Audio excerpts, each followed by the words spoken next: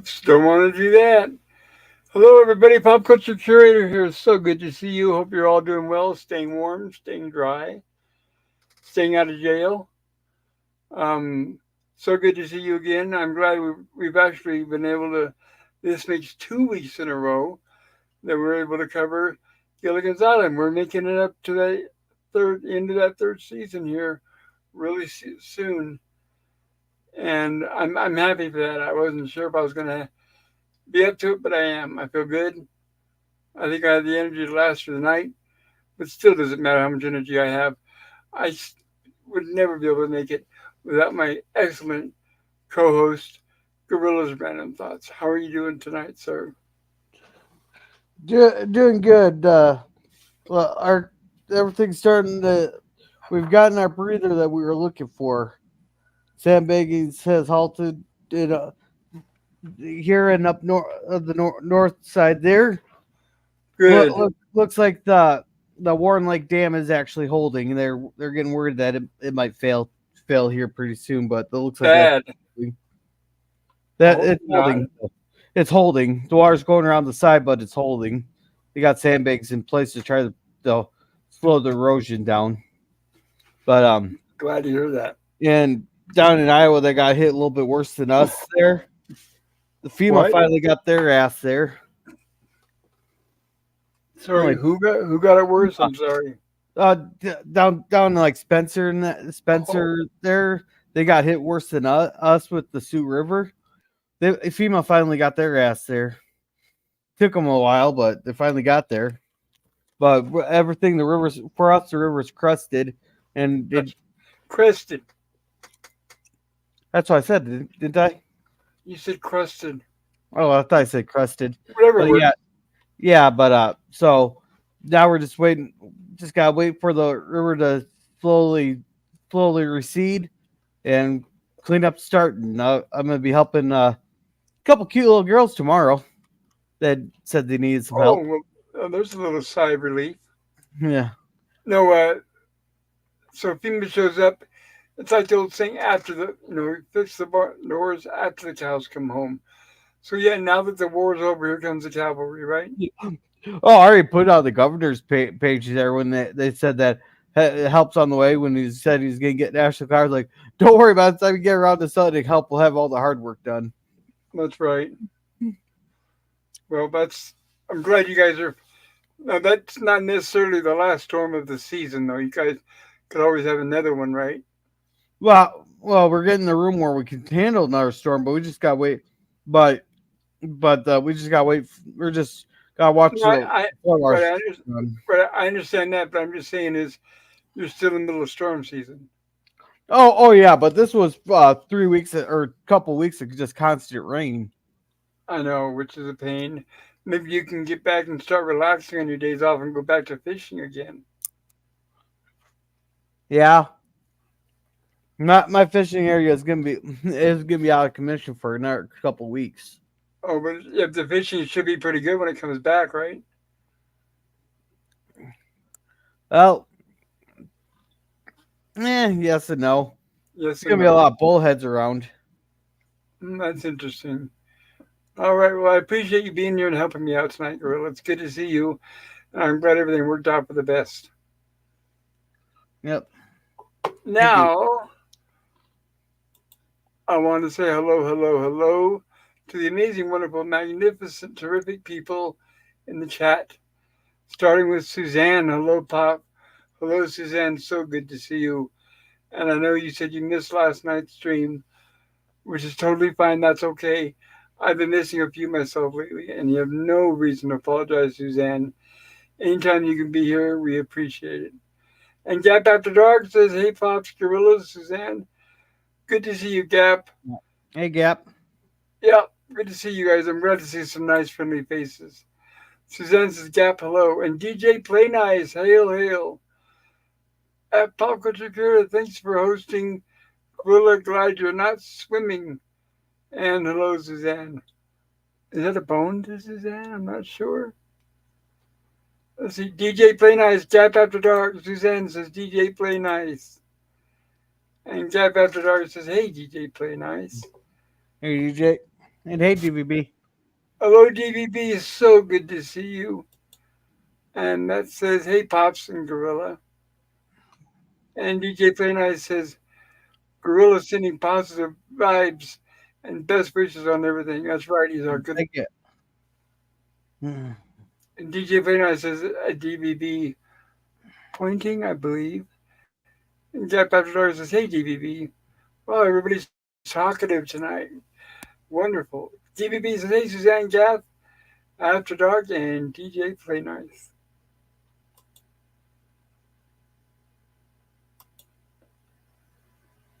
And Suzanne says, DVB, hello.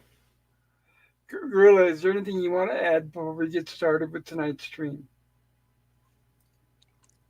No, nope. But Euler, where's Euler Greg? He better be here tonight. I know, I was thinking the same thing. Let's not give away any spoilers, but he better show up. Yeah. We got a special surprise just for him. And let's see, I gotta keep remembering to select this.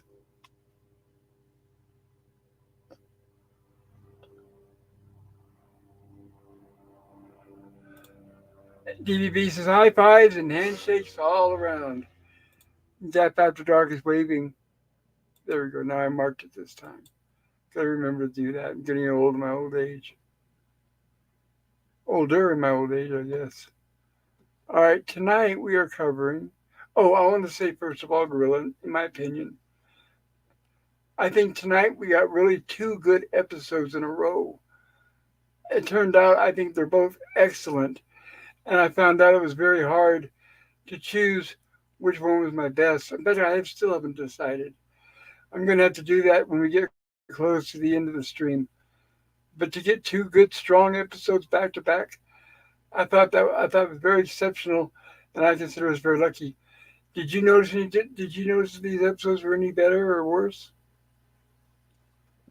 Oh no. Well, there's a few things that I was that I've noticed. I'm like they weren't bad.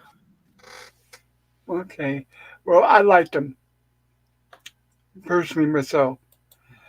So first up, episode season 3, episode 27. It's a bird. It's a plane. And this episode originally aired on Monday, March 27th, 1967. And like I said, let me get it all lined up here. We want episode 27.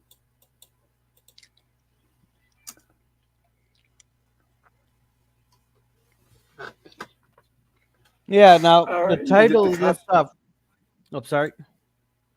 I was just going What to were say you I'm getting saying? the subtitles. I'm getting the subtitles ready. Be right there. Go ahead. All right. The title. That's. Do you know where the title comes from? Obviously, Superman, my Yep. favorite superhero. Yeah. Yeah. It actually comes from the 1950s TV series, The Adventures of Superman. And also the animation from Fletcher Studios in 1940.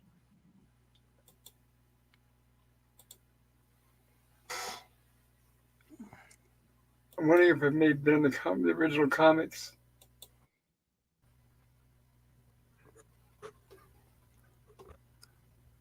Do you know the opening of the original Superman cartoon? No, I have not, but I've heard that saying. It's a plane, Oh, bird. It's a plane. It's Superman a lot. it goes like this if I got it right. Look up in the sky. It's a bird. It's a plane. It's Superman. Yes, it's Superman. Strange visitor from another planet who came to Earth with powers and abilities far beyond those of mortal men. Superman, who could change the course of mighty rivers and bend steel in his bare hands. Who, disguised as Clark Kent, mild mannered reporter for a great metropolitan newspaper, fights a never ending battle for truth, justice, and the American way. That I Okay. have. That is the whole opening. And what kid from my generation does not have that memorized? And if PvP doesn't, I'm ashamed. He better. I'm going to test him on that. Just kidding. Even if he doesn't know, it's fine. Obviously, I'm old. I'm not going to brag that I'm too old. Okay, so without further ado, as they say, here we go. It's a bird, it's a plane.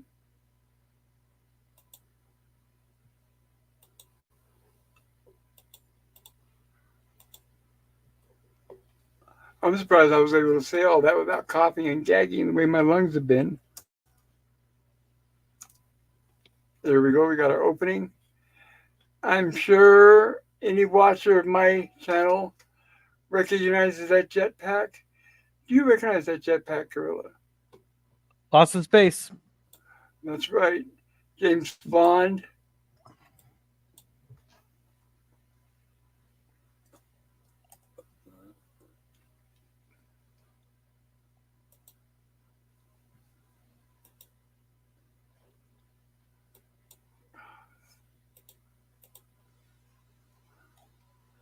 Now notice the jetpack you see here.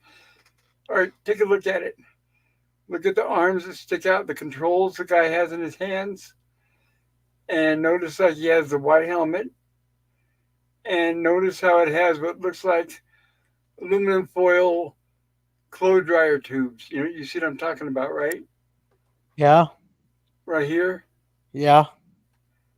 So what they did here for this episode is they're using this as stock footage, obviously, of the real rocket pack, jetpack, stock footage to open the show. But when they show the jetpack that is actually in the episode, it's just one they throw together for the episode. It's not the same one at all. Did you notice that? Not quite. That's okay. We'll point it. You'll see now. Here we go. And we got our opening. NASA's testing the jetpack, and they're showing some stock footage. Oh, that was the Air Force. Air Force, I'm sorry, duh. Well, NASA's part. Yeah, right. Air Force. Now watch this next maneuver, General. Notice how the reason why it's written like that is they're making it look like it's tops. Like there's the jetpack right in front of the camera, right there. You could see it. That's the one that's in this episode. Now I'm gonna go back so you can see the other one again. See the difference?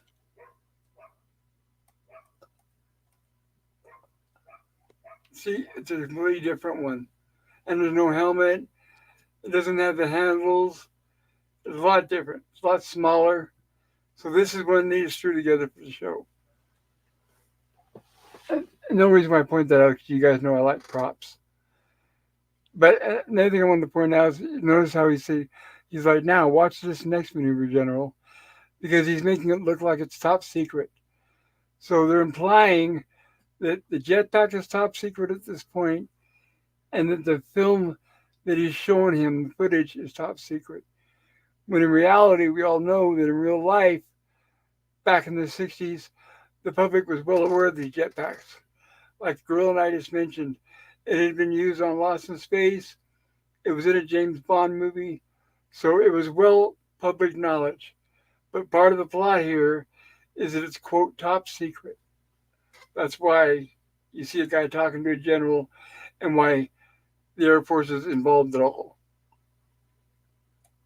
If that makes any sense. No. I mean, go ahead. Now, I had someone mention here that they think that the colonels and the generals' lines will work better if they're switched. I hadn't thought that.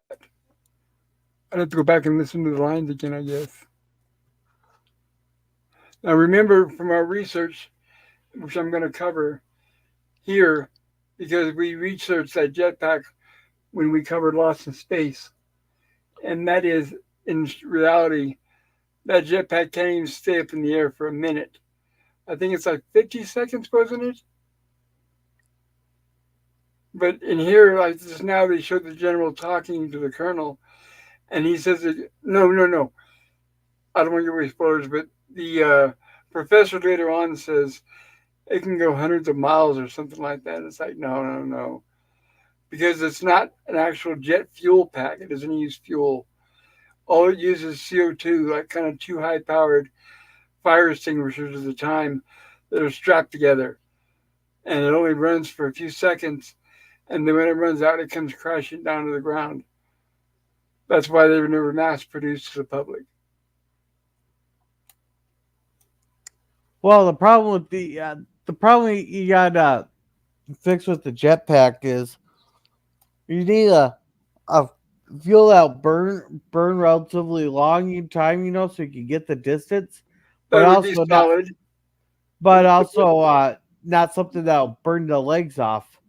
Well, the thing is okay. The first thing you bring up, the way to solve that is, excuse me, sorry. I usually try to mute before that kicks in.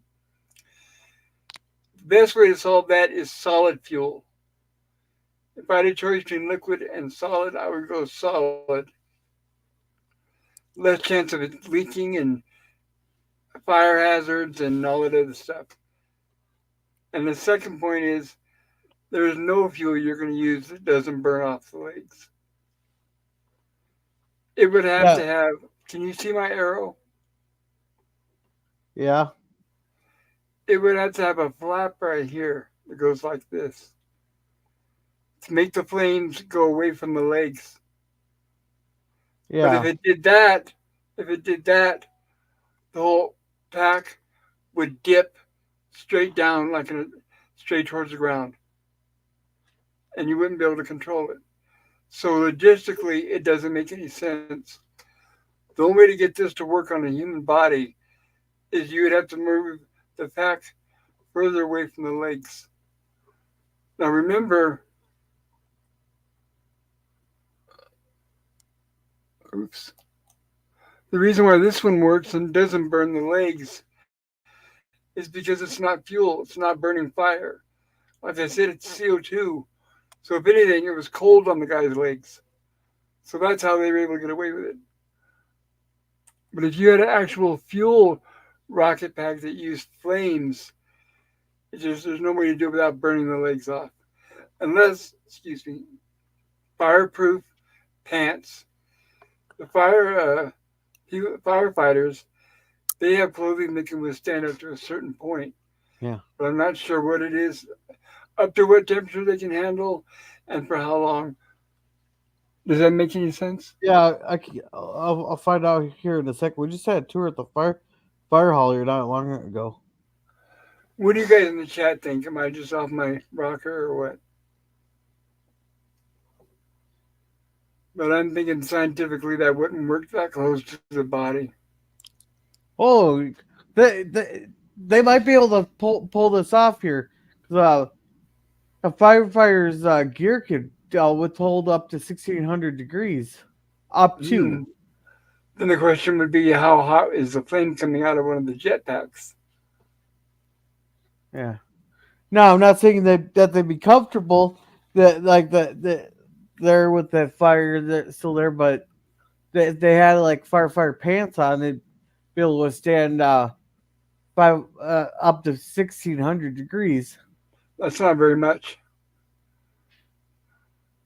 Your household oven goes up to 500. I'm Yeah, guessing a jetpack would get much hotter than that. Because a jetpack is basically a big torch. So I would start there. I would take a big torch and shoot that and then test the temperature on a torch and see what that would come close to. But I'm sure it's in the thousands, well, especially so enough to, especially enough to put out that much thrust. let's see how we'll go with jet fuel. Sorry, How hot does jet fuel burn? good question. Uh, Sorry about getting oh off topic, guys. no, well, we're interested in the jetpack. Okay, jet fuel burns about 1,500, so they'd have to get something maybe a little bit stronger than a firefighter's pants to be on the safe side.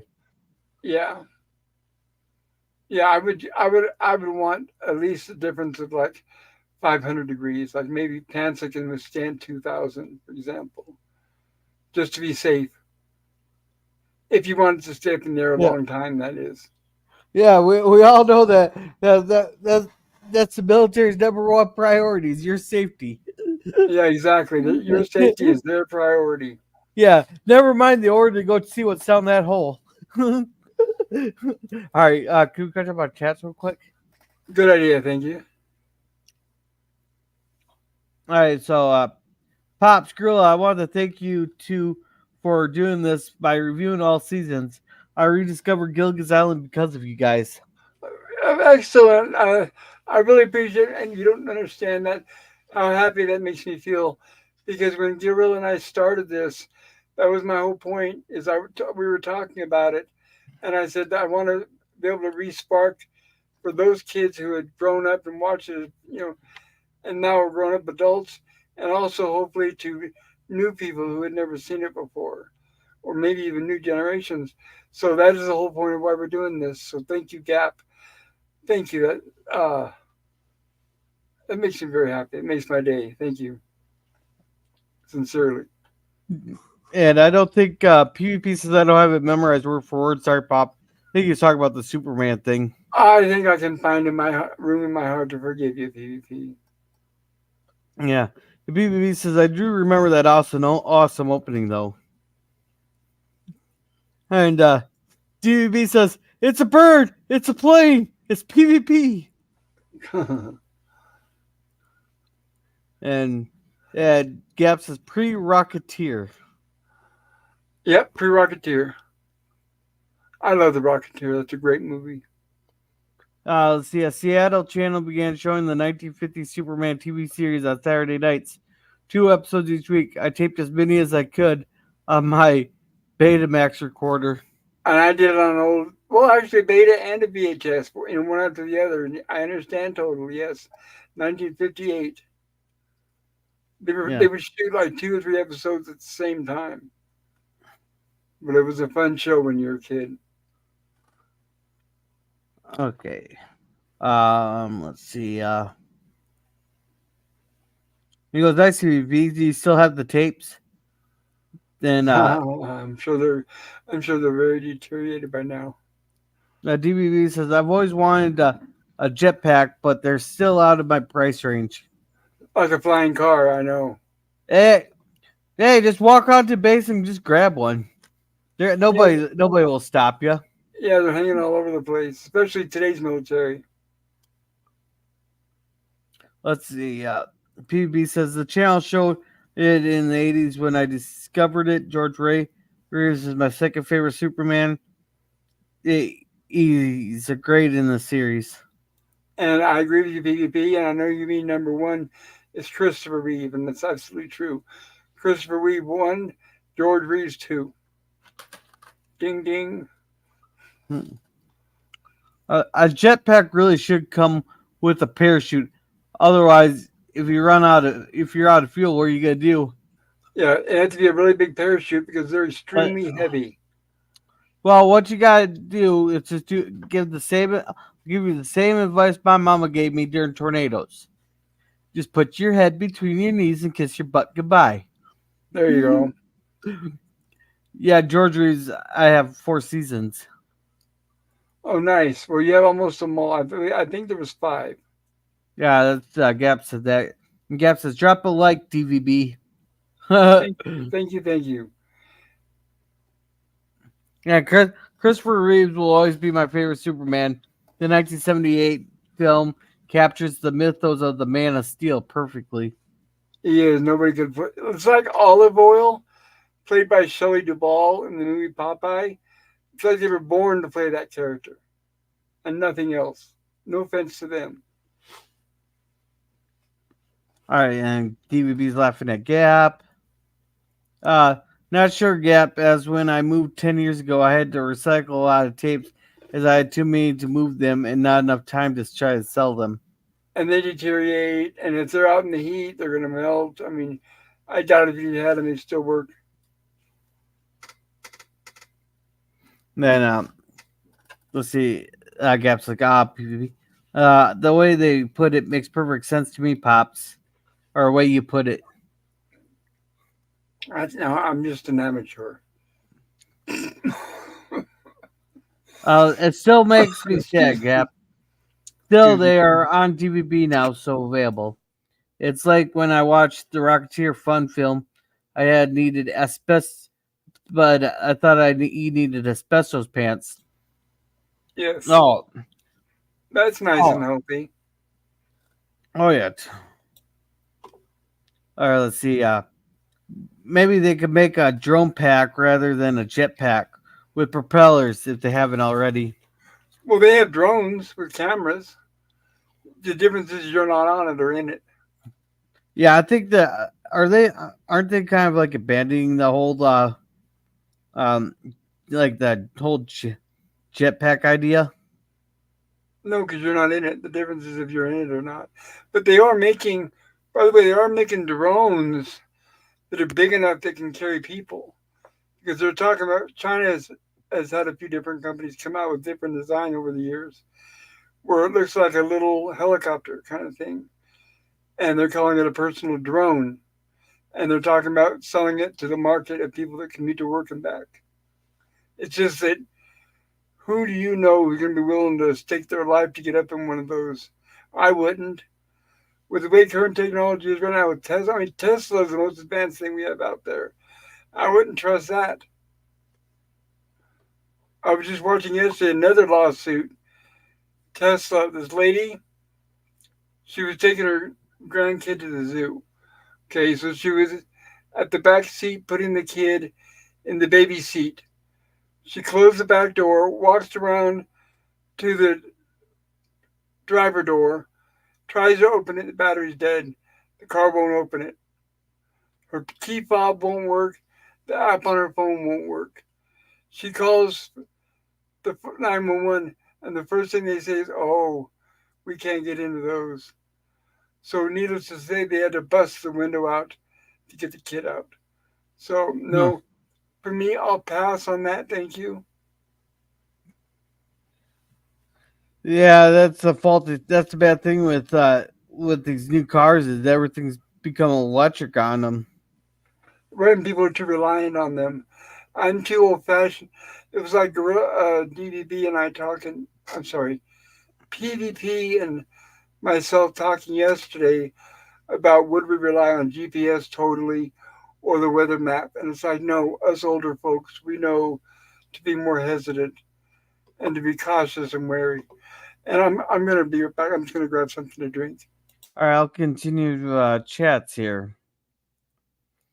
Uh, PUB says when you sign up for the service, isn't the first thing we put your safety first? Oh yeah, but if you bring that up, your job is hey, go see what's down that hole. I hear you. PvP says Gap. Everybody say hi. You know, DB says, hey, I used to watch Gilligan's Island reruns every day after school when I was a kid in the 80s. Always loved the show. The series would have been doing you've been doing has been fun retrospective. But yeah, it has been fun. Though it's kind of hard to analyze comedy. And DBZ says, yeah, where are our flying cars already, lol. Well, they created one, but it ran on hydrogen, and that guy went out swimming with some cement shoes on. He forgot to take his cement shoes off, man. There, think there was five. I'm not sure what's going on. And welcome, Sean Carter. Welcome, welcome. 100% correct on CR. Everybody's saying hi to each other here. And I just got back on. Hello, Sean. Hello, hello. Good to see you. Hope you're doing well. Yeah. Yeah, Gap says the Jetson cars could be coming. Yeah, but the thing is, if it doesn't run on oil, the people tend to go swimming with those cement shoes on. Well, another thing too is even if they perfected the car and they tell us, they say, "Look, and they hand you the key," and they say, "Look, it's a perfect car. It's absolutely nothing's going to go wrong." Okay, now let's look at the drivers out there and how good or bad people drive. You would have it would be like the song "It's Raining Men," except it's raining cars. You'd have cars falling out of the sky left and right the way people drive. So I don't know, but that's another topic for another day. All right, thanks, Sean. He was great. He seemed to be everything Superman was about. And Yep, DVB says, yeah, Tesla locks people in their cars and then sets allegedly. and then sets on fire. Yeah, see, that's why I don't own Tesla. Right, and then Eh, dares you to put the fire out. Then Sean P, PB says agreed that Tesla seems all hype. Well, I mean, the cars look good, but Well, and I heard they run beautifully, but they have their problems. it's like an Apple phone. The only reason why it exists is because the rich people can wave it around and say, "Look what I have." You don't have what I have. Look what I have. That's the only reason why it exists. Believe me, you're talking to somebody who just came from the Bay Area of California, and that's all that whole area is. Right. Narcissists. Yeah. And yeah, I've seen similar stories pop. I will never buy an electric car. No thanks. And Tesla's the number one electric car seller, by the way, the number one. So that Oh should give yeah. you a clue. Well, China's trying to sell you an electric car for like $9,500, but the Who? problem is their trucks only have like a range of like 50 miles. No thanks. And who's that? That's some Chinese company. Oh, that's no. They're trying to get into the U.S. market. That's not going to happen anytime soon at that point because obviously Tesla already has better trucks than that. Yeah, it's like dollar for dollar. It's not worth it. And Sean says, "Have you seen the old SNL skit where the auditions for Superman? The one with Jim Belushi. It was classic." Ugh. Oh no, I can't stomach Jim Belushi. Uh, he said, and PB says, "My old Chrysler Concord for '93 still runs like a beast." Literally, yes. Yeah, not sure if I. Sean says, "I'm not sure if I have one. If I have 5 seasons of 1950 Superman. Okay, there's only 5 seasons." Yeah, And let's see. DB says, "If only driver license tests included an IQ portion pops." you'd hope. Yeah, exactly. You'd hope. But this thing, they'd be turning down half of the people applying. Well, I don't think the problem's IQ. It's the people. It's the paying attention part. Paying attention, common sense. I would have all those categories in the test. All right. So let's see. PB says anyone that tells you anything is perfect is either selling something, delusional, a fool, or a liar. Why not Yes. all four? Yep. And And they've obviously got something to gain from and whatever Gap, they're. yeah, Go ahead. Gap says PVP. All right, that's all the chats. We Perfect. finally caught up. Thank you. All right, now here we go. Our tests in the Pacific indicate that the XJP will render all other manually controlled jetpacks obsolete. Yeah, and the XJP stands for experimental jetpack. Yes. And you can see by looking at it, it looks way too simplistic to be a jet. It would have to have a lot more controls and devices attached to it. But for a prop, for this one episode, for this one show, it looks absolutely fine in my opinion. Yeah, that's the There only it is. time it ever shows up. Yes. And there it is. It has a range of 500 miles. And I'm like, right. Right. But like I don't see what use a jetpack could really do there except maybe transport one personnel from one ship to another or something like in the Well, Navy. recon flights, Like No. when we covered it in Lost in Space, I showed that footage of our current day military jetpacks. For those of you that saw it, it's more like an Iron Man design, where the guy has the fuel tanks on his back, like you see here, fuel tanks. That's what I was just gonna say. In fact, if you'll notice, that thing has two big fuel tanks, but where's the jets? So they're built into the bottom of the fuel tanks. You're asking for trouble right there. But in the actual jetpack that our military uses today, there's two big jetpack tanks, like you see there, like they're holding. But then there's no that, those handles that come out, the rods. I mean, my arrow. These controls here, they're not there. Right here, they're not there. So what you have is you have these two fuel tanks, and then the pilot has a jet machine attached to each wrist, if that makes any sense. I don't know if Yeah. you guys remember when I showed that video, but they have basically a jet engine attached to each wrist, and that's what they use to maneuver. So they'll push a button which tells us lift them up, and then they'll use the jetpacks on their wrists to actually maneuver, similar to Iron Man, if that makes any sense. Yeah.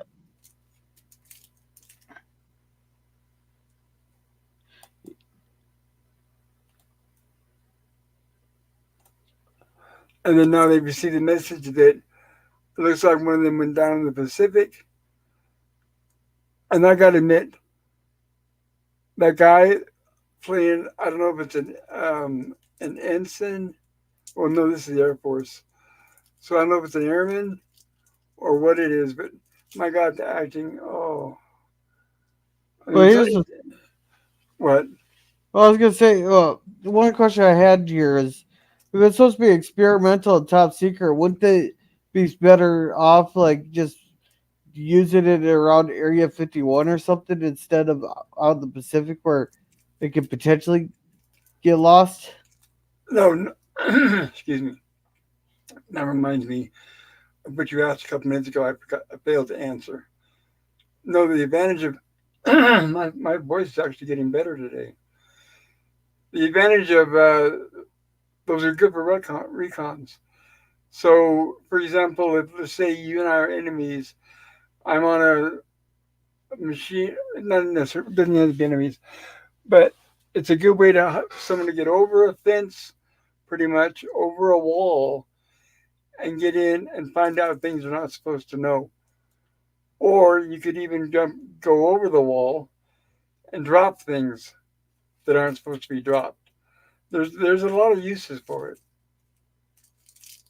if that makes any sense. Okay. Struggling to get a straw wrapper open. Anyway, here we go. Yeah, it's lost in the Pacific. Bad news, Colonel. This might have been the lines that the people were talking about here. Okay, so the short guy is the Colonel. Yeah, I Hold on a second. I'm no, I gonna. think it's the other way around. There's a star on this guy's Good. uniform. Yeah, The tall yeah, guy. yeah. Because I was gonna say that short guy is a four-star general, 4 or 5 star general. And that's way up there. That's like one of the highest ranks you can get in the military. And so the other guy must be the colonel. Okay, that makes sense. No, I think I agree with the way they go because the colonel was showing it off to the general, saying, "Look, sir, how fancy." And now they found out that it was lost in the Pacific. And now the general is saying back to the colonel, "Bad news, colonel." If anything, you should say, "Well, you need to get right on that."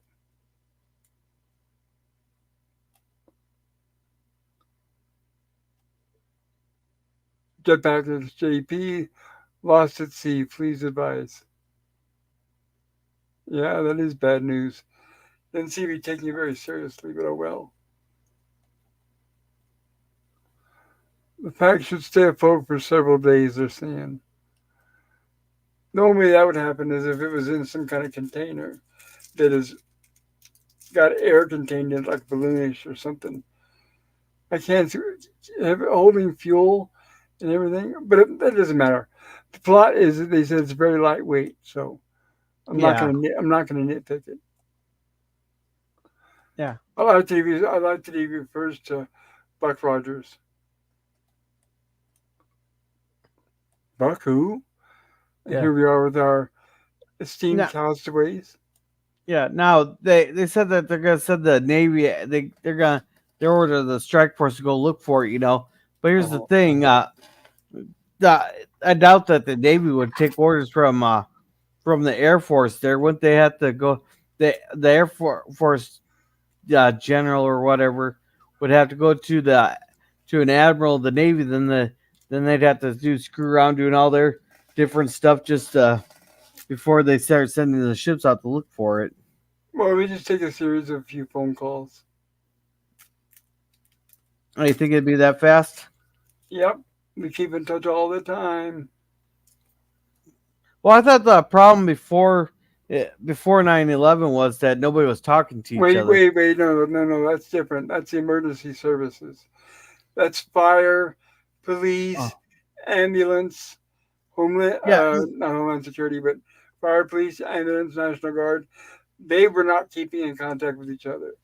But the four branches, now five branches of our military, have always kept close in touch. okay. Because I know they said that was one of the biggest problems was nobody was ever talking to each other and sharing information and stuff there. So I thought that still applied to part the four branches. Well, Okay, thanks for correcting me on that. that's okay. Well, you're talking about a civilian defense, pretty much, not the military. And what did we get out of it? The Patriot Act. So all it did was give the government 100% uh, rights to take away whatever we have, spy on us, do whatever they want, arrest us just for having a doubt we could be labeled as a terrorist. So the Patriot Act, it had a good side to it, but it also had a very, very, very bad side to it. That's why Bush was so happy signing it into law. But anyway, Gilligan finds the jetpack and he's all excited and he's trying to explain to Skipper what it is. Skipper doesn't quite know. But along comes the professor and he's like, oh, hell yeah. They're talking about Buck Rogers. That's right. He said, this is Mr. Rogers' rocket. So that makes sense too. I like that because obviously the professor would have to be a geek. So he would know who Buck Rogers is. He would know who all that stuff is, which totally makes sense because he's a scientist. Yes, you could see that looks like two tanks strapped together with just a few props. In fact, it doesn't look like more than just a scuba tank. But it's Uh, okay. Like I said, I like props. I just like admiring them, and I'm yeah, a fan of them. Go ahead. yeah, it's just one of those they need to save money somewhere. And that was it. They probably just did take an old scuba tanks. Pretty much, those are just two oxygen tanks.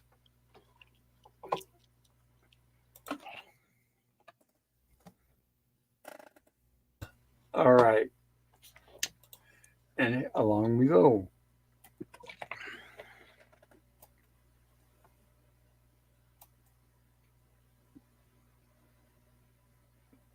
So Professor's telling him because Skipper apparently is not aware.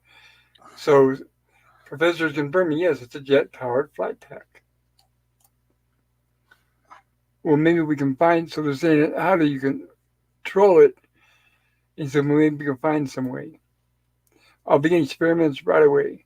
Now remember, everybody, I can't show video in length or I'll get in trouble.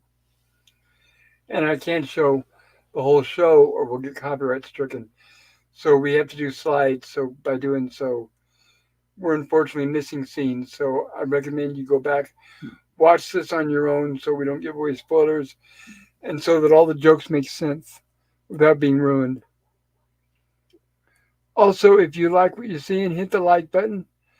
Maybe subscribe to my channel and share to your friends. And here we get our opening to our heroes.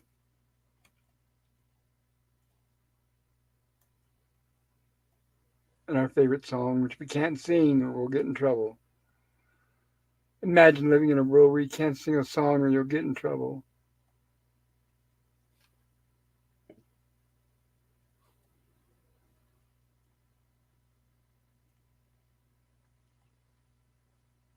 Yeah. A 3 hour tour. Hardest 3 hour tour of their life. I'll tell you that right now. Sure is by times 5. Oh, it'd be longer than that. Be times longer than that. No, well, it's a 3 hour tour, but they're on an island for 15 years. Yeah, so that'd be more. Because times 5, that'd be Oh, yeah, 3 hour tour compared to years. Or, yeah, you're right. God, what am I thinking? Mhm. They wish it was only times 5 out there. Yeah, exactly. Then it would be a 5 hour tour, which is no big deal. And here we have the professor experimenting on the jetpack. And they come rushing in and they bungle the experiment because Gilligan makes the professor nearly spill it all over himself. But they're all excited. Even the skipper apologizes and said, "Sorry, I'm excited too. How soon can we fly to Hawaii?" All right, Professor, we're gonna go now. And he's chasing them off, saying, "Look, the quicker you guys leave, the quicker I get the experiments completed." And as soon as they leave, here we have the girls run in. Yeah. Marianne bumping him, also causing him to spill it once again. Yeah. God, they're more impatient than my 3-year-old. I don't know if your 3-year-old saw you with the jetpack. You probably climbing all over you. When do I get a ride? When do I get a ride?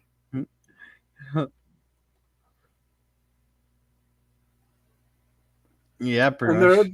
and they're all excited. They say, "Oh, we heard that they found a rocket in the lagoon, a jetpack in the lagoon." He says, "Yes." He says, "We know you." But he tells them, "I know you're excited, but I've got to get to the experiment so I can do the fuel equations to see if it would make it to Hawaii from here." So he basically chasing them off, and there they go. Over Ginger, of course, is going off about some Hollywood movie. Romanticism, of course. Which, of course, considering it's Ginger, I don't blame her. So he chases them off, closes the door, and he should realize who could possibly be next. Oh, he actually looks out the window. That was a nice touch to have him look out the window like that. Yes, I agree. And then the Howells come in, and then Mr. Howell bumps them, once again making him spill the fuel. "Professor, I'm terribly sorry." "Oh, dear Professor." "Oh, not at all, Mrs. Howell." She says, "I hope he didn't disturb you." And he says, "Not at all. I would have spilled it without your help." Looks like she's wearing a salad bowl on her head, but oh well. Because it looks similar to the Golden Lady on Lost in Space, except it's not gold.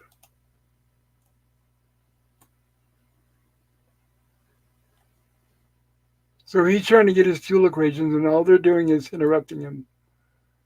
"When can we fly out for help now?"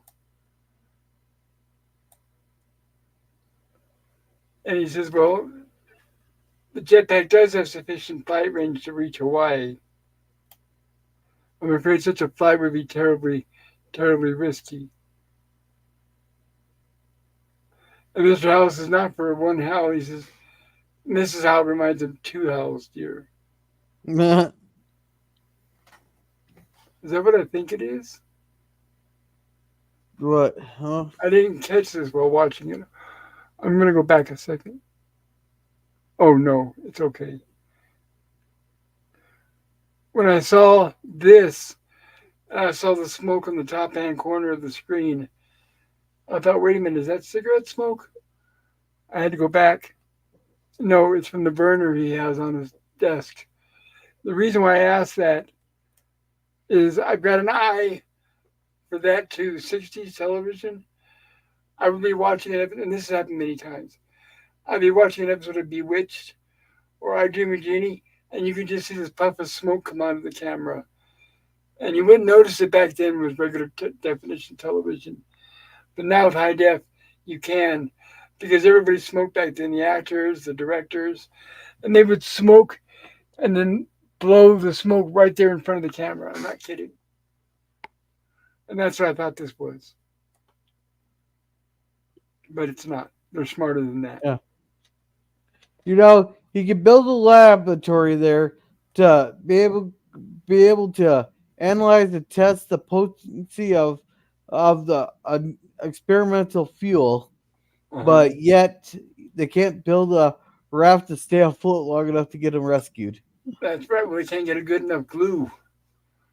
And then they try to wrap it, retire. They had the glue, which made the boat fall apart. And then when they did try a raft, which they did do, with tying vines together, which is what you would normally do, it was torn to asunder by sharks, if you remember. So Well, that's the that's problem: is it's shark infested water. yeah. Well, that's because Gilligan ate the shark Shark repellent. repellent, right? So right, you could try to give them without the shark repellent or without Gilligan. So now they're talking about what are we going to do? So they're conniving and they're going to go in there and talk about borrowing the jetpack and then maybe perhaps convincing Gilligan to fly it under the guise that Mr. Howe's going to act like he's going to fly it and Gilligan will take it from him knowing that it's not safe.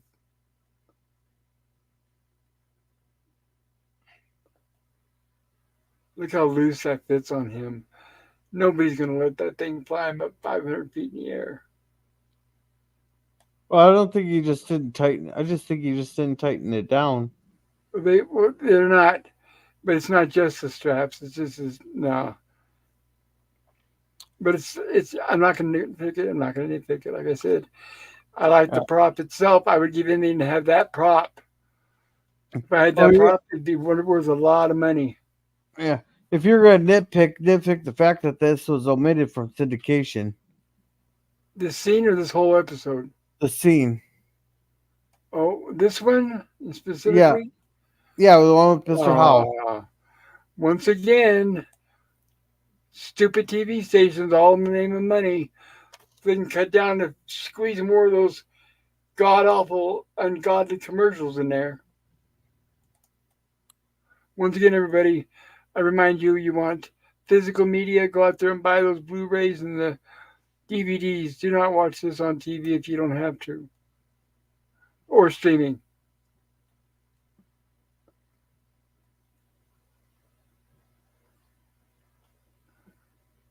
That was a shame having to watch that movie last night without the Gilligan's Island subtitles. Sorely missed.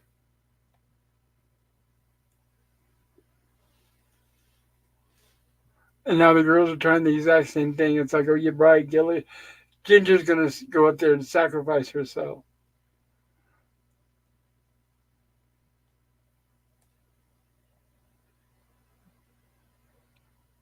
Would you give me a few minutes alone with Gilligan?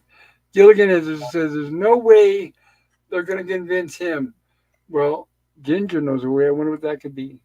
Yeah, I think they want what they're doing is they want to get to this scene faster.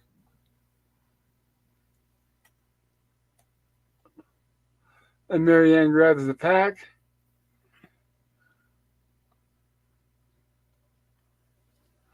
Let me ask you a question, Gorilla. And I Yeah, know, you know me, I'm not woke. But would you say in today's day and audience that they would say this is like sexual harassment to Gilligan towards him? no, because he's a man. Well, yeah, you and I agree because we're not woke.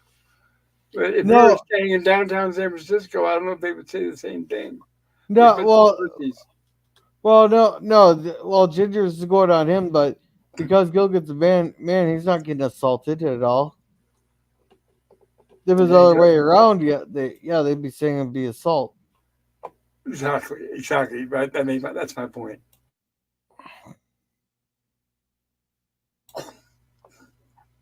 If he didn't want it,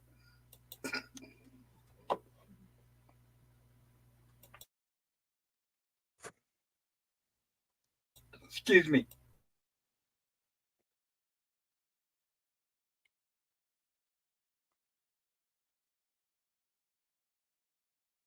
Sorry, I drank some apple juice and it went down the wrong way.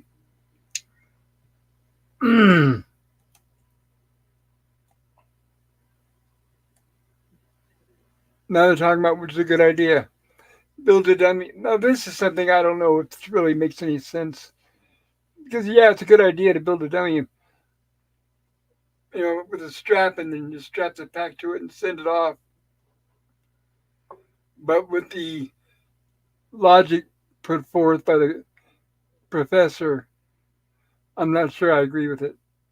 I usually do agree with the professor, but not in this case. And Skipper continues and pin a note to it and then send it off. Exactly, here's the drawing I made, says the professor, if it will work.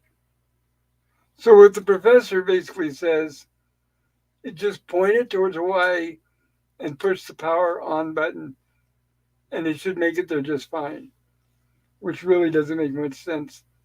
But, you can't ask for a lot.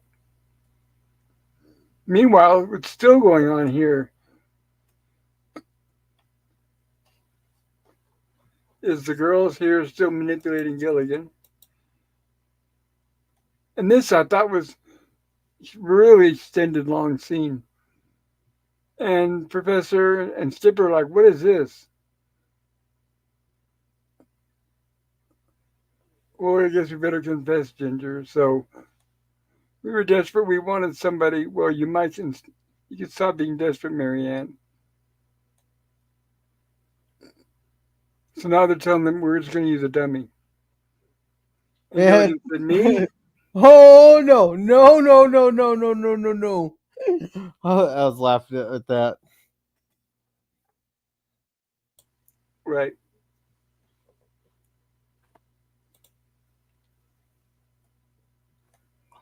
And here we have our dummy pilot. But I guess he'll have to do. He's 6 foot 5 inches tall.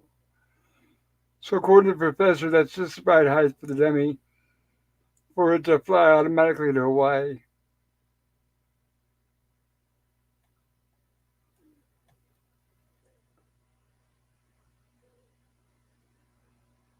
And here they are getting it all suited up. Who's going to operate the jetpack? Well, you see, by building him into exact height and weight specifications, this is what I was talking about. At the proper angle, placing him at the proper angle on the pad will be enough to send him basically saying to Hawaii as far as he needs to go.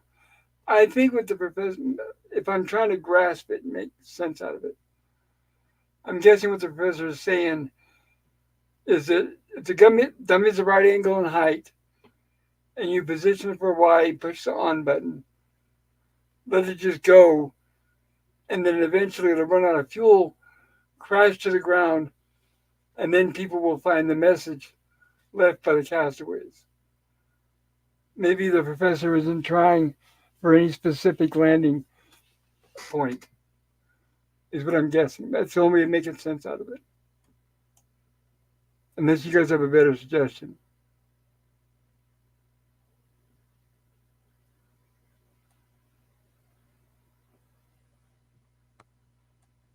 Let's catch up on chats.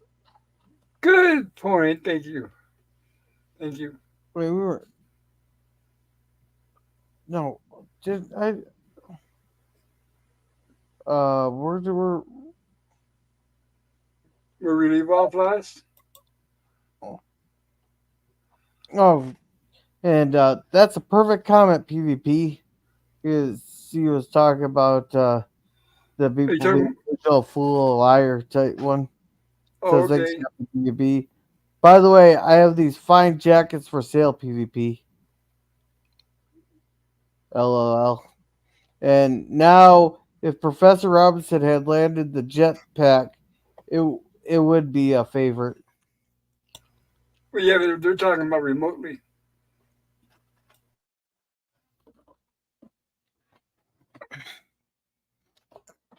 Yes. Gilligan showing up as an alien in Lost in Space would have been fun too. That would have been nice. I agree. That would have been nice. Of course, he would have been a friendly, goofy alien. PVB says, "Stairway to Gilligan's Island" is a classic parody song. Yeah, it's pretty I good. I could post the link if that's okay, Pop. Go for it, dude. Post it in the public chat where you're not on on the panel. Yeah, go for it, PvP. This link that he's posting, everyone. If you're a Gilligan's Island fan, you need to check it out. It's amazing. It's on YouTube. So go check it out. And thank you for posting that, PvP.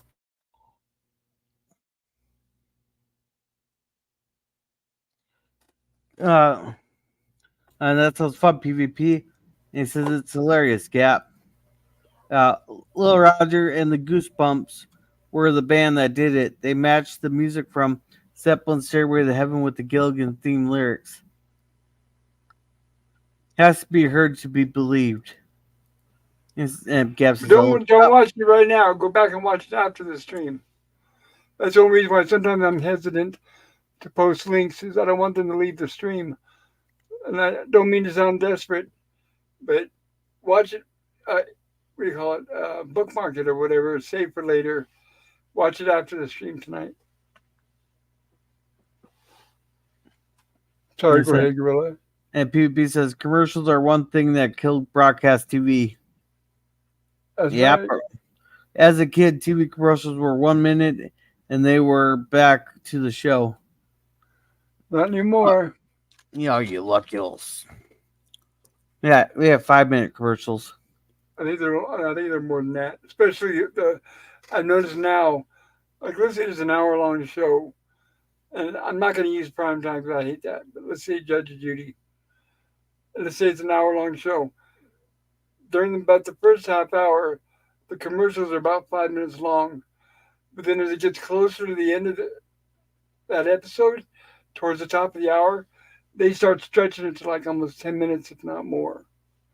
So the closer they get to the end of the show, they start really packing in those commercials more than usual. Really nauseating.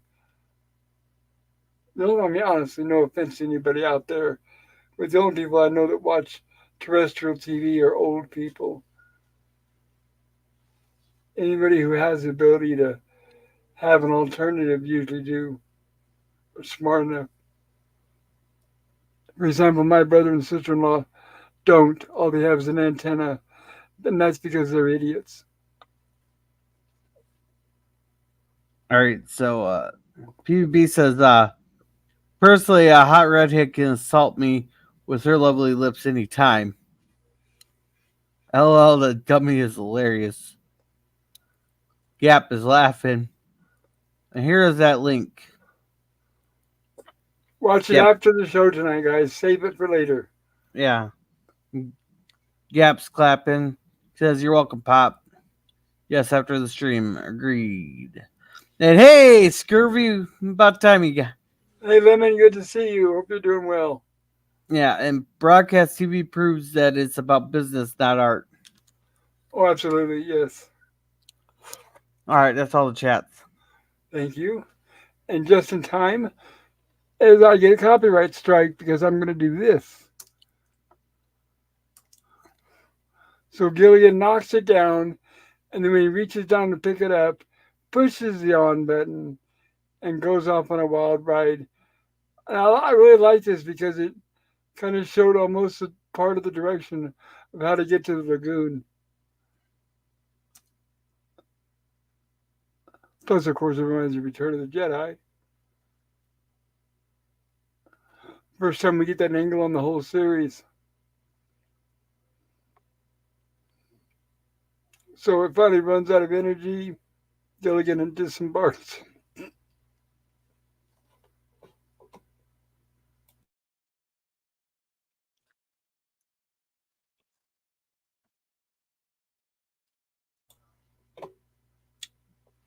Okay. Gilligan disembarks. Of course, he's wet, at Yeah, least for but now. you think the thing would have some kind of safety thing for accidental touches? Well, what it would have, if anything, would be a dead man switch. And that's where, yes, it would have an on button like this one does. Push it on, but if you release it, it automatically shuts the engine off. That's it. That's what a dead man switch is, and that's what it Okay. would have, because that's how you would operate it. If you were really using a jetpack, you would push it for on and let go for off.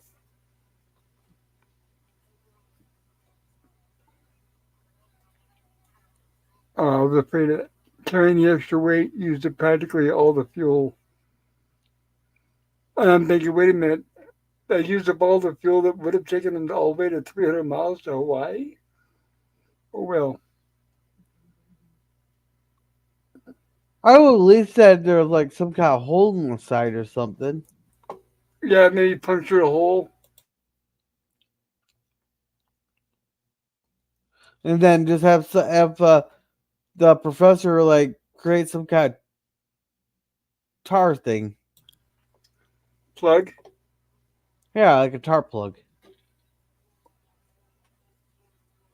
Oh, well. Silly Gilligan. Now back to the drawing board. But good news is, Professor found a way to make fuel. That's pretty No, incredible. Go ahead. was that the scene? I thought. I No, thought wait, later. never mind. Never mind. Well, I could be wrong. yeah.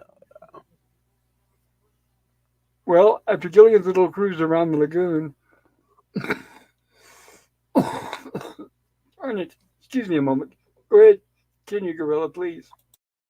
Now they're talking about there's not gonna have enough fuel for the flight back to Hawaii there. Wait, so now they don't know what to do there. Um, let's see. Everybody's saying lemon scurvy is lemon scurvy. Hey, hey, hey, hey, hey, hey, hey, and yeah, everybody's just saying hi to each other. Okay, then okay, this is where Mr. Howell comes in, and it says the Navy is gonna be looking for the jetpack there, and basically what happens is they come up with the idea to send Gilligan or well send someone into the air there and hover around to be easier to be spotted because it's easier to spot somebody. For some reason, they think they're looking on the ocean surface for the thing, so but they think it'd be easier to see him in the air.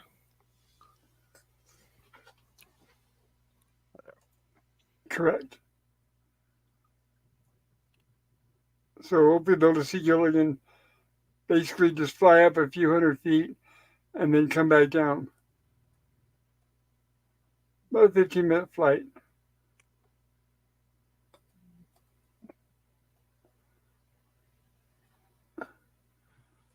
And if you're a Republican, you would be perfect, says Mr. Howe.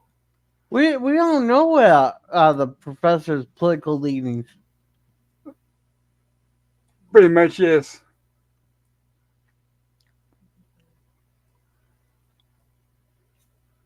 I think the Uh, only ones that we know is Mr. Howell's. but he's made it explicit a few times. Yeah, I'm not sure if that's. I'm not sure if that's supposed to be like a dig at Republicans or not in this show. No, he said if it was Republican, it'd be perfect, No, which is but show saying he is a Democrat or he is a Republican. no, no. I'm talking about like the writers of the show. They're trying to make digs at Oh, yeah. Republicans or not. Yeah. Back then they were lighthearted digs, unlike now where they actually wish death on the other party. Well, Yeah, back then well, they could make lighthearted digs and there'd be no issue.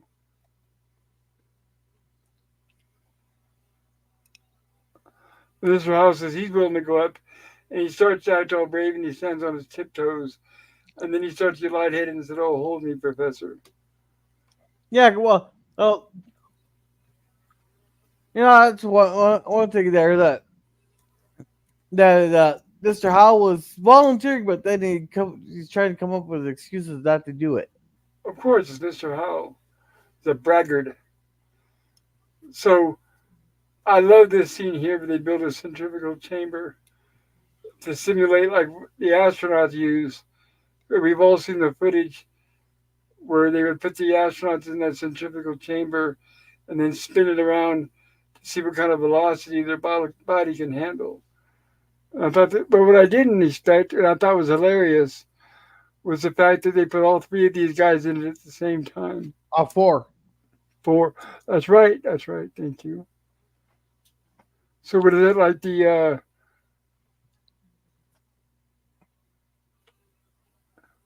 what's it? I hate referring to a show I don't know, but the TARDIS. That's right. It's like the TARDIS. You got the little tiny blue four people could fit in it. Yeah, the professor made a TARDIS, so maybe you can go back in time to prevent the shipwreck. Yes. And then now they find out everybody's dizzy, and it was actually too much for all of them. And then Gilligan says, "I was saying, what is the ride over already?" Gilligan can handle it just fine. To him, he was enjoying himself like it was a ride. And honestly, guys, that was just for the gag.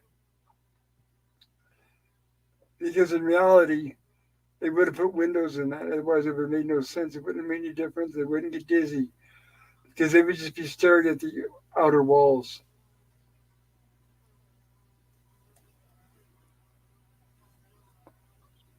You're about So to begin your training yeah, as an astronaut. yeah, I was just about to ask on that too. What about it? If yeah, if that would have worked with them just sitting on the inside there No. without seeing something actually moving, because I was always thinking that the purpose of the reason you get dizzy when like say you spin around real fast is because you're seeing the actual walls going around in circles and stuff. That's exactly right. All right, I'll be right back. I gotta go see if the cat wants out of the porch yet. Go for it. And Gilligan is continuing his in-flight training, and all the Howells are joking about is how exhausting it is watching Gilligan train. How's your drink, my dear? Would you care for another one? Or would you give me a little mint? She says. Oh, the one in Denver or the one in San Francisco? And you know what's funny? I have to mention, I have been to the mint in San Francisco. Um, actually, spent a lot of time there, not inside. I used to drive for Uber in the Bay Area, including San Francisco. And there's a Safeway grocery store, right? The food is very expensive at all the restaurants. And I'm worried about getting like rats. I mean, they got rats and roaches, and it's nasty. Restaurant, forget it. In San Francisco, forget it. Anyway, so there's a Safeway there on Market Street where you can go into the deli area and they'd have like hot fresh food, and I would order the hot fresh food and then go out and sit in my car and eat lunch while I was on my lunch break. And right next to that Safeway is the San Francisco Mint, and it looks like a big pyramid. Is the way it's built and designed. It's like imagine a pyramid, and every so many feet, not hundred, but every story or so, it has a row of fences until you get to the very top where the actual mint is. No, I'm back. Cool. Oh, now that's a how rich joke. Now, big twosies. Never mind. What time is it? This is how. Oh dear, it's so hard to see. It's 4 rubies past the diamond. Well, Well, that I being. think he's had enough, says the skipper. So he brings down Gilligan. Are you all right, little buddy? And Gilligan says, I wasn't cut out to be a swinger. Here's our astronaut professor. What's wrong with him? He's exhausted from all the astronaut training. Oh, well, I'd better wake him up. And this is his launch pad. Wake up, rise and shine. And now he says, I was dreaming about being in a jetpack. And he said, you are going to blast off in a jetpack, says the skipper. Oh, oh, you know that episode. Oh wait, never mind. We aren't at it yet. So, never mind. And we can all get off the island. So you'll know for the news. So he gives, the professor is hanging the radio over Gilligan's neck so he can listen to the radio broadcast for when they spot him up in the air. And that way he could try to signal them. Good luck. And they do their countdown. And he blasts off. You see any mistakes here? I know I didn't. Yeah, this is the one thing I was going to bring up. Yeah, well, when did they get pine trees? Exactly, pine trees. But I'm glad they went to the effort of dressing a dummy up and putting it on a jetpack like they did right here. Well, it's either dummy, or, I mean, it's a stunt person. But I'm glad they went through that effort, even though, yes, it's pine trees, which means probably the LA mountains. And this right here, you could even see the rail right there blocking them so they don't fall. You can tell that's obviously a set. I see from the way I was looking at it there, it almost looks like a fallen branch or something. Well, that's what they want to look like. That's what they want us to think. Yeah, but in this scene here, look at Marianne's hair. Oh, she doesn't have any bows in her. She almost let it down. Yeah, she did. She's missing the iconic pigtail. That's right. Well, you know what? Because this is filmed on location somewhere, not where they usually film. So this is like a field trip for them. That's what, because that looks like a eucalyptus tree behind her, behind them. I'm a bird. I'm a plane. I'm Super Gilligan. Yeah, and that that that's not the last time we'll hear it, but that's for a different review. Gilligan, like, who would be dozing off in their right mind attached to a jetpack a couple 100 feet up in the air? It's like, yeah, right. I doubt you need any waking up. Yeah, but this scene here, we already know that Gilligan's done extensive, or Bob Denver's done extensive wire work already in the show, but they just have him standing on a platform when all we see is close-ups without showing his feet. Oh, yeah, that's when they show him looking up at him. Well, that saves money. That's how right, because they're not going to film him on the wires and then do close-ups where you can see the wires. So if you see it's on wires, it's a stuntman. And if you see it's Bob Denver, it's him standing on a bucket or a box or whatever.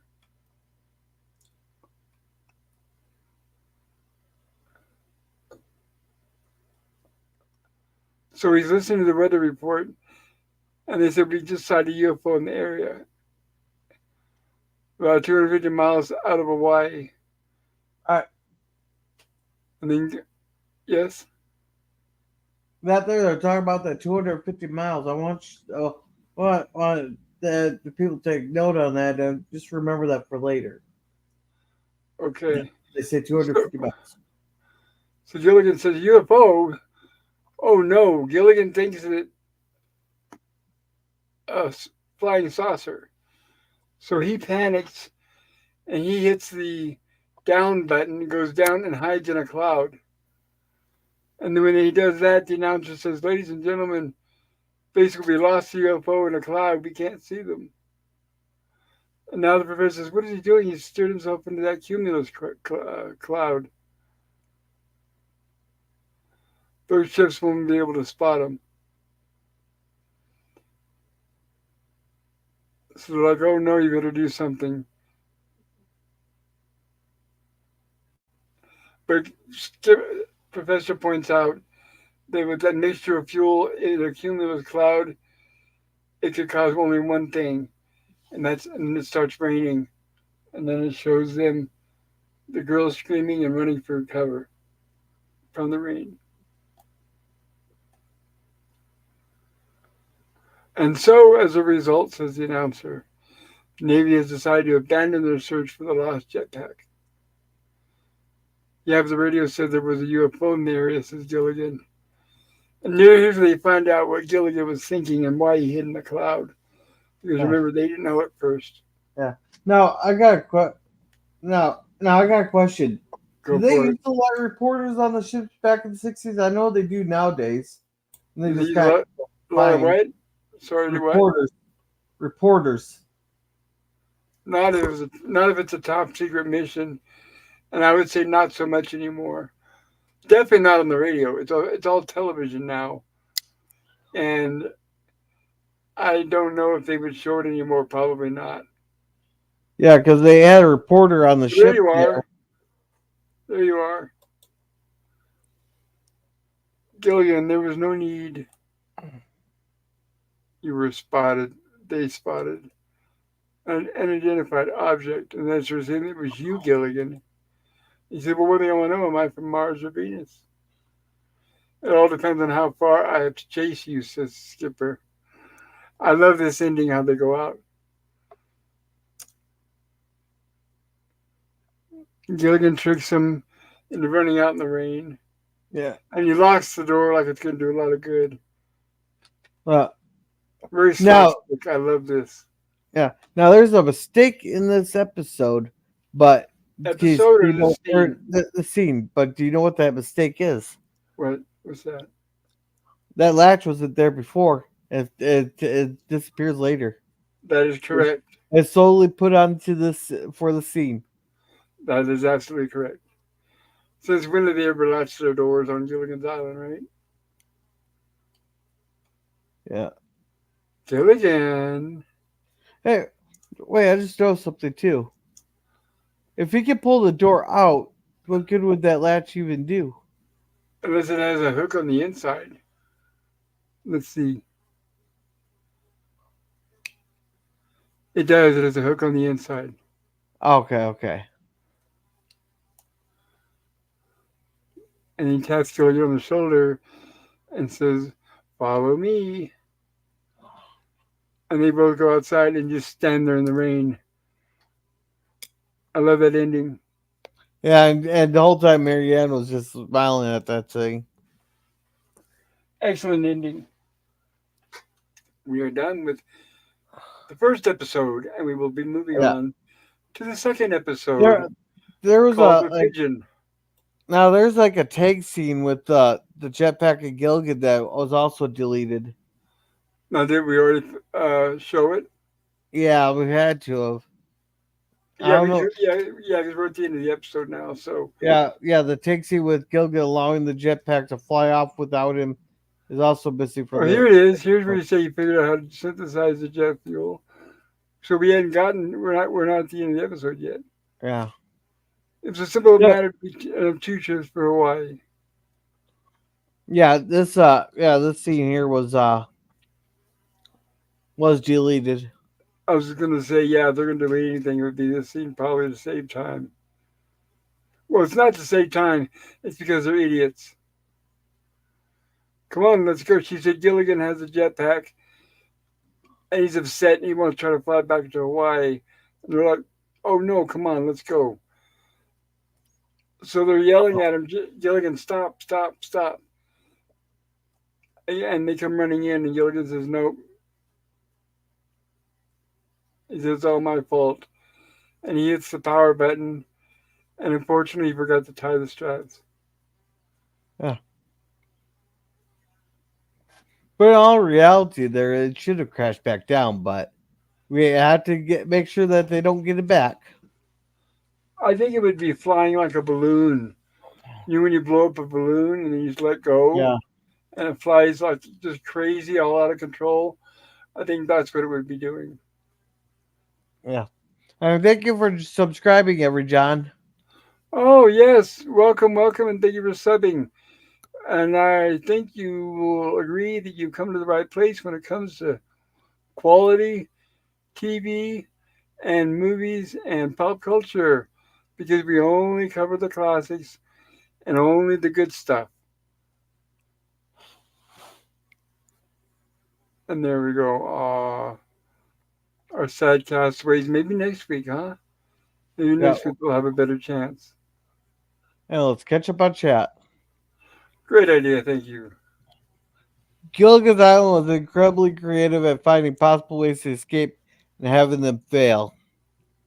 Exactly right. Like from this episode, they had several chances and they didn't.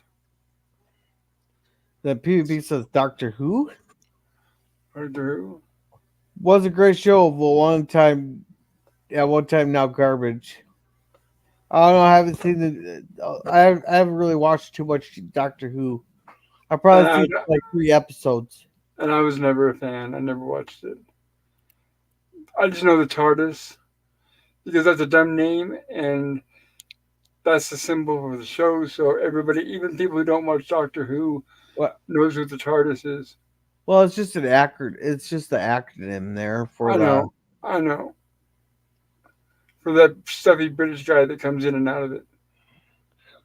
Yeah, it's like time something retro something. No, don't worry about it. It's no biggie. Yeah. DVB said I had to step away for a bit, but I'm back. But back. I'm back. I'm back. I'll be back. Good thing we're Get not this ready. watching. You gotta go ahead.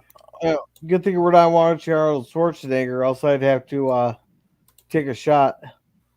Just take a shot. Do you have stuff to take a shot with? Yeah, I got plenty of stuff to make shots with. Dozy Doe. Do you remember when I Uh, told you a couple months ago that I bought some booze because I was asking your guys' opinion on it? Do you remember that? yeah. I never even opened the shit. Oops, sorry. I'm looking at it right now. The bottles are still brand new. I wish I could send it to you because I will never drink it. I'm not sure what the rules revolve around that. It probably costs more to ship it than it would be to buy it. Yeah. It's all liquid Uh, volume. uh, if you put it in one of those uh, wait, the post office actually has the boxes there. It's Yeah. it's a flat rate.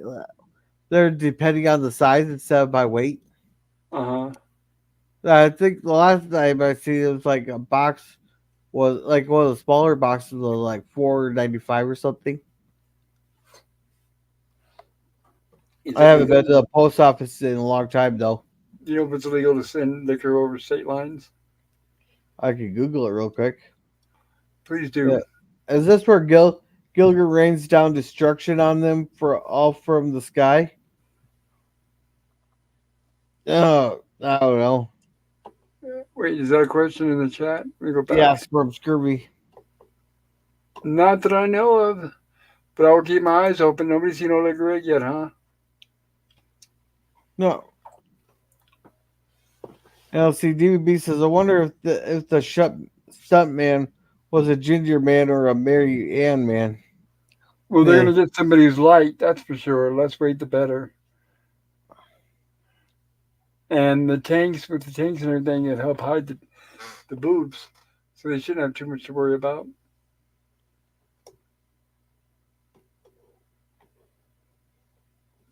But I have a feeling I'm sure alcohol is illegal to nail. I mean, it's flammable, everything. It's like sending gasoline. They're not gonna let you do that. There's no way. Uh, Fed,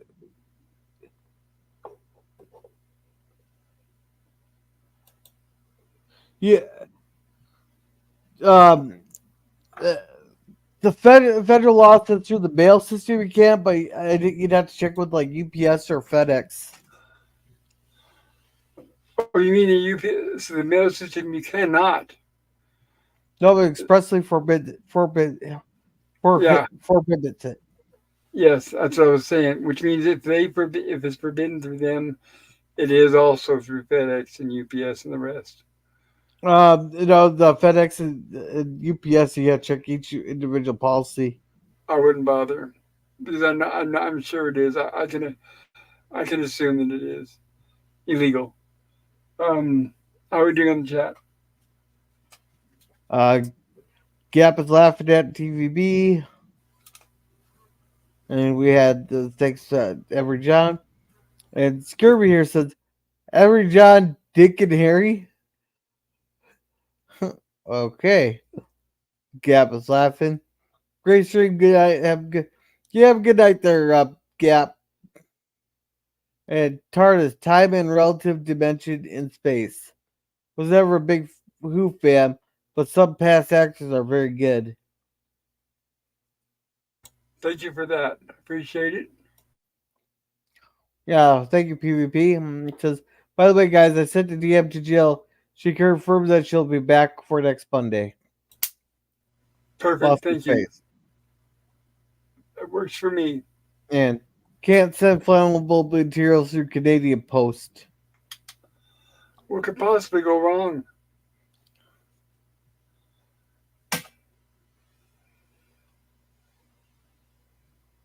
Is that it? That's all the chats. Okay, here we go. Now we're gonna go on to our next episode.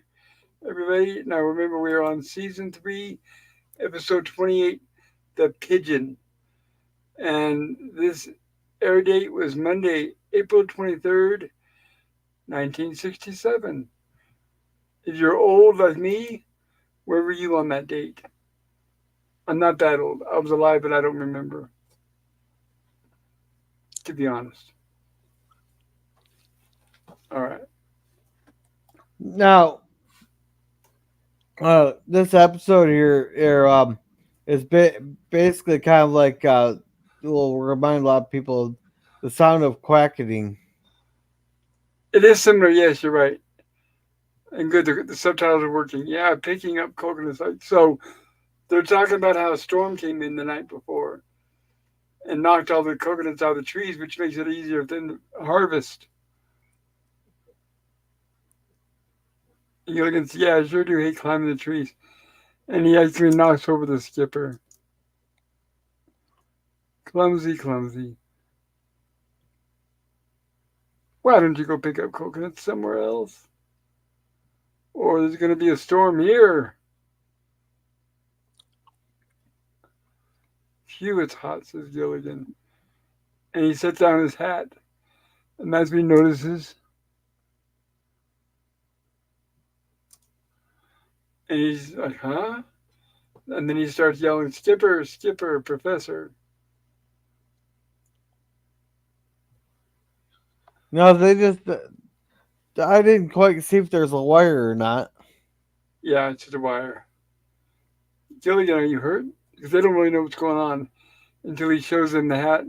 And now they look closer. They look, and it's a pigeon. A homing pigeon. As you can see, it has something strapped to its leg, which I'll bring up in a minute here or so.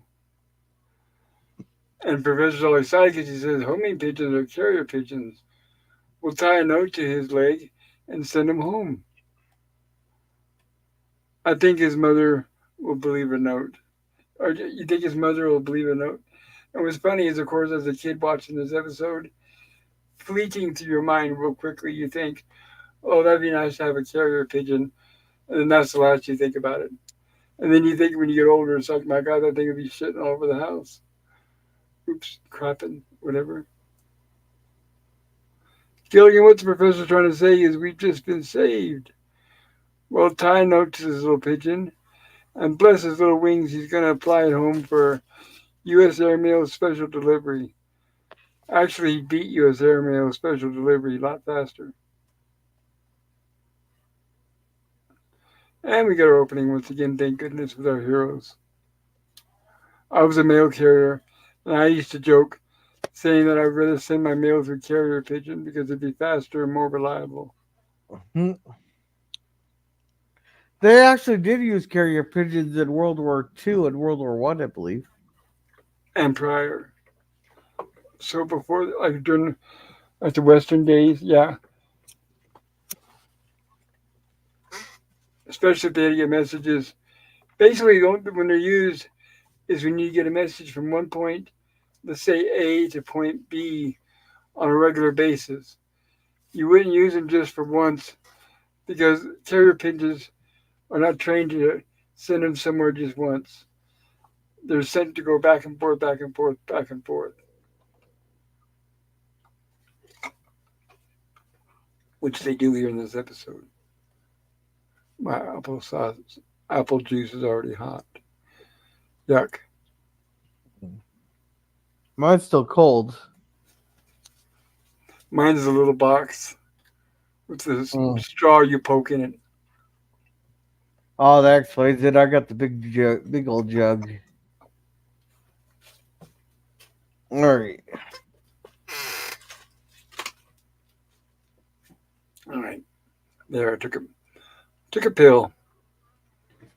So now the professor's talking over, basically saying that yes, they could send a note, but the storm pretty much thrashed that pigeon, and he's going to need some rest and exercise and to gain weight before he'll be able to make a flight back to Hawaii.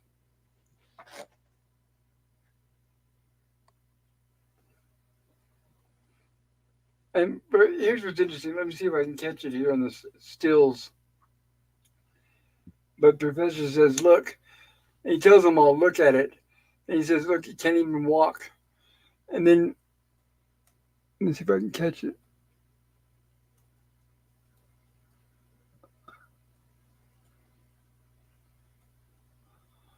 You can clearly, well, now we got of course subtitle in the way, but you can clearly see that it already has something tied to one of the feet, and it looks like a big fat stick, and it looks like that's the reason why the thing is limping around. So I'm guessing they didn't think that we would be able to see that. Wait, I didn't quite catch the stick on the pigeon. Yeah. Hold on, let me go back. Let's see if I can catch a scene with the. That's just it. Most of the scenes are them looking at it. Most of the scenes. Let me catch one where it's the pigeon itself.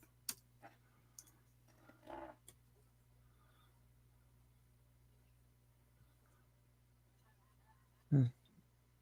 Yak, yak, yak. Come on, guys. Let's see the bird.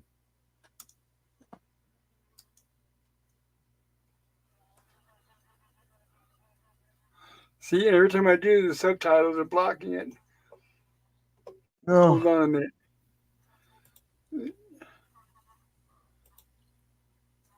And of course, now in this shot, they've got the leg with the stick in their hand. Let me turn the subtitle back on. There we go. Yeah, but it's got a big stick attached to it. hey, welcome Taylor Swift. Hello, Taylor Swift. Hello, hello. Hope you are doing well and staying dry. And here we have later on the professor is feeding the pigeon, giving it some nourishment. He's got a special formula mixed together of high protein and calorie, all in a highly concentrated form. Yeah, he's giving him a strict health potion, fattening potion there. Right. And it's designed, he says, how long will he fatten? How long before he fattens so he can take off? And the professor says, oh, not long, about 2 weeks. And they're like, 2 weeks? Oh, no. We could all starve to death waiting for that pigeon to shape up. 2 whole weeks. We go, hey, Skipper. So the professor leaves, and then Gilligan is saying, hey, Skipper, this mango pie that Marianne made is great. Want another piece? That sounds delicious. I don't think I've ever had mango pie before. I wish Marianne would live here with me if she hadn't kicked the bucket. So tragedy. Well, yes. Now that you mention it, I think it's fattening. Gilligan says he cuts in with that. And server says, "Did you have to add that?" Well, I can eat it because I'm skinny, says Gilligan. I don't want to hear another word about mango pie. Do you hear? Not another word. And he says, but I bet the pigeon would even get fat from eating this stuff. I didn't say mango pie, Skipper. I said this stuff. And then the skipper realizes, oh, I heard what you said. You gave me an idea. Yeah, well, the bird needs nutrients, not to be getting fattened up. That's for eating them. That's exactly where I'm at right now because I've lost so much weight from being ill that I could be sitting here eating chocolate and drinking sodas and pie and ice cream and all that. But that's not the energy and muscles and carbs that I need. So, yeah, you'll get heavier and everything, but you're not going to have the muscle. So Skipper decides, hey, let's sneak this pie in. And I hope I could show that. That was such a funny joke when Gilligan was talking about the fat joke that right there that he gave to Skipper, or he told him a fat joke. And Skipper was almost tempted to throw the pie at him.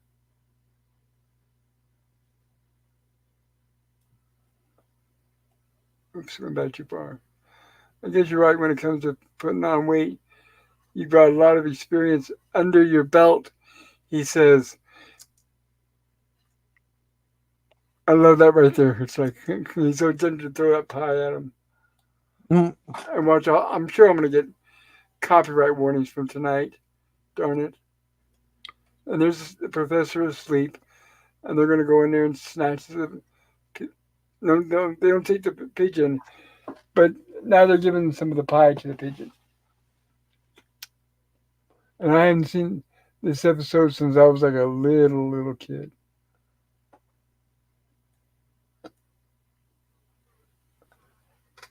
Yeah. All right, start eating. And he gives him that big old handful. Oh, look at him go. Now, Yeah, special treat for me. would the bird Sorry, actually eat that though? I'm sorry, it's breaking up. I didn't hear you. Would the bird actually eat that though? It showed the bird eating something. Yeah, but I don't know if in like real life there that You're breaking up, and I don't know if it's me or you. I'll leave it come back in. Okay, let's see if that works. If not, I'll even come back.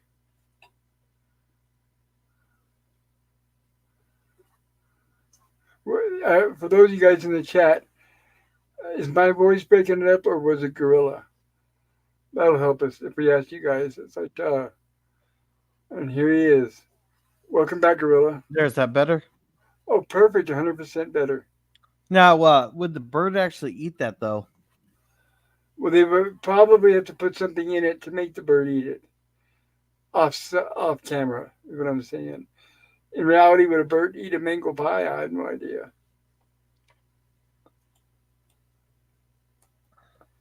Yeah, a special treat from the old skipper himself. Looks like a peach almost, but it's hard to tell. That's right, keep eating. So just as the boys leave, look what we have here. The girls sneaking in.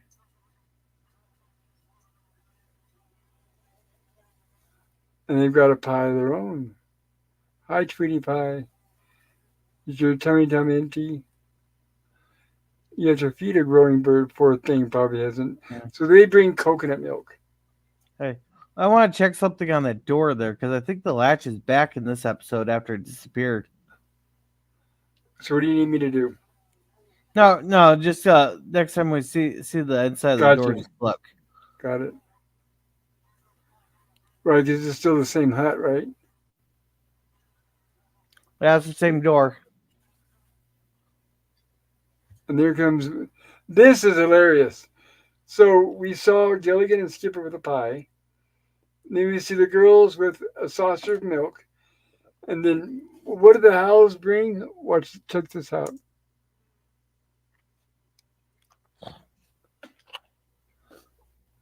A full three-course meal. And I think that's hilarious.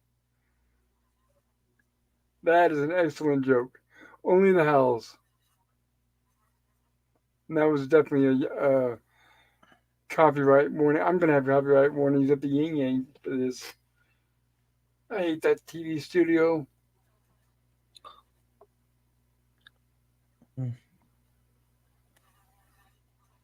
Now notice that the professor slept through all that, but when they tried to pull that same stunt a couple episodes back in the invasion, he was wide awake. That's right. I guess he had an extra trying day and he was really super exhausted. Yeah, Well, they're all and excited. They want to see the bird. Go ahead. oh, never mind, never mind. So they're all excited. They want to see the bird. And the professor comes out with it. Is that the pigeon? That is the same pigeon that flew on the island yesterday. It's a sleek, long distance carrier pigeon. They're like, oh no, wait a minute. That's not the same pigeon. So it looks like, as you guys can see, obviously they used a different pigeon for this scene. But it's gotten so fat, there's no way it's going to fly. And wait a minute, wait. Maybe this is one with the stick tied to the foot. Hold on. That scene I was thinking of earlier. It looks like he swallowed a basketball. This is how someone has been feeding him in the middle of the night. Oh, Ginger and I fed him a whole bowl of milk. Well, it's good for babies. And Gilligan and I gave him a little bitty piece of pie, half a platter. No wonder he was so thirsty. And I just remembered I forgot to put up my overlays. I apologize. Just a moment, guys. Can't believe I got this far without forgetting my overlays. Better late than never, I suppose, right? There we go. Surely you're a member of this Take a Pigeon to Lunch bunch, says the professor. Well, I'm afraid Lovey and I outdid ourselves, says Mr. Howell. That bird devoured a meal fit for a king. He can't get off the ground now. Well, he's going to go on a strict schedule of dieting and heavy exercise. Yeah, I don't think he's going to fly around much. I don't know about him, but if I keep this up too much, I'll be strong enough. So Gilligan is cranking. He's got like a little treadmill made up for the bird. Like that. Come on, let's go faster. So now, fast forward. I'm assuming another 2 or 3 weeks. Because they say now Walter's fuselage is in perfect condition. You can see it's even a different color pigeon. But oh well. Yeah.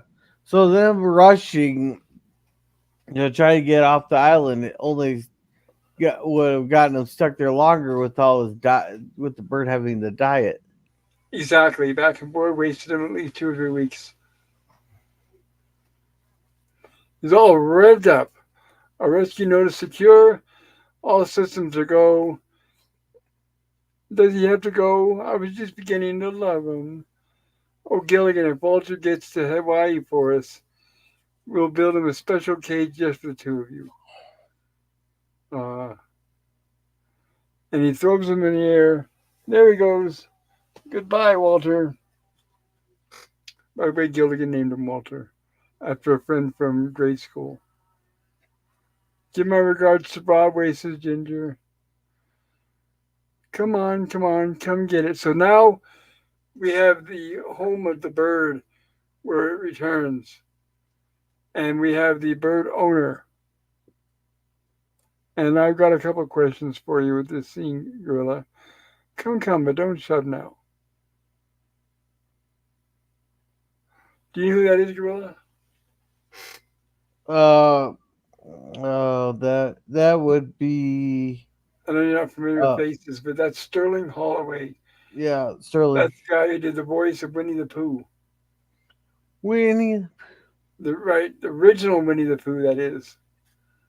He's passed away now, of course. But yeah, that's Sterling Holloway, the guy that originally did the voice of Winnie the Pooh. Yeah. And who would have thought that Winnie the Pooh would grow up to become the president of China? Ha ha ha. And a mass serial killer. Remember the new movies that are coming out. Yeah.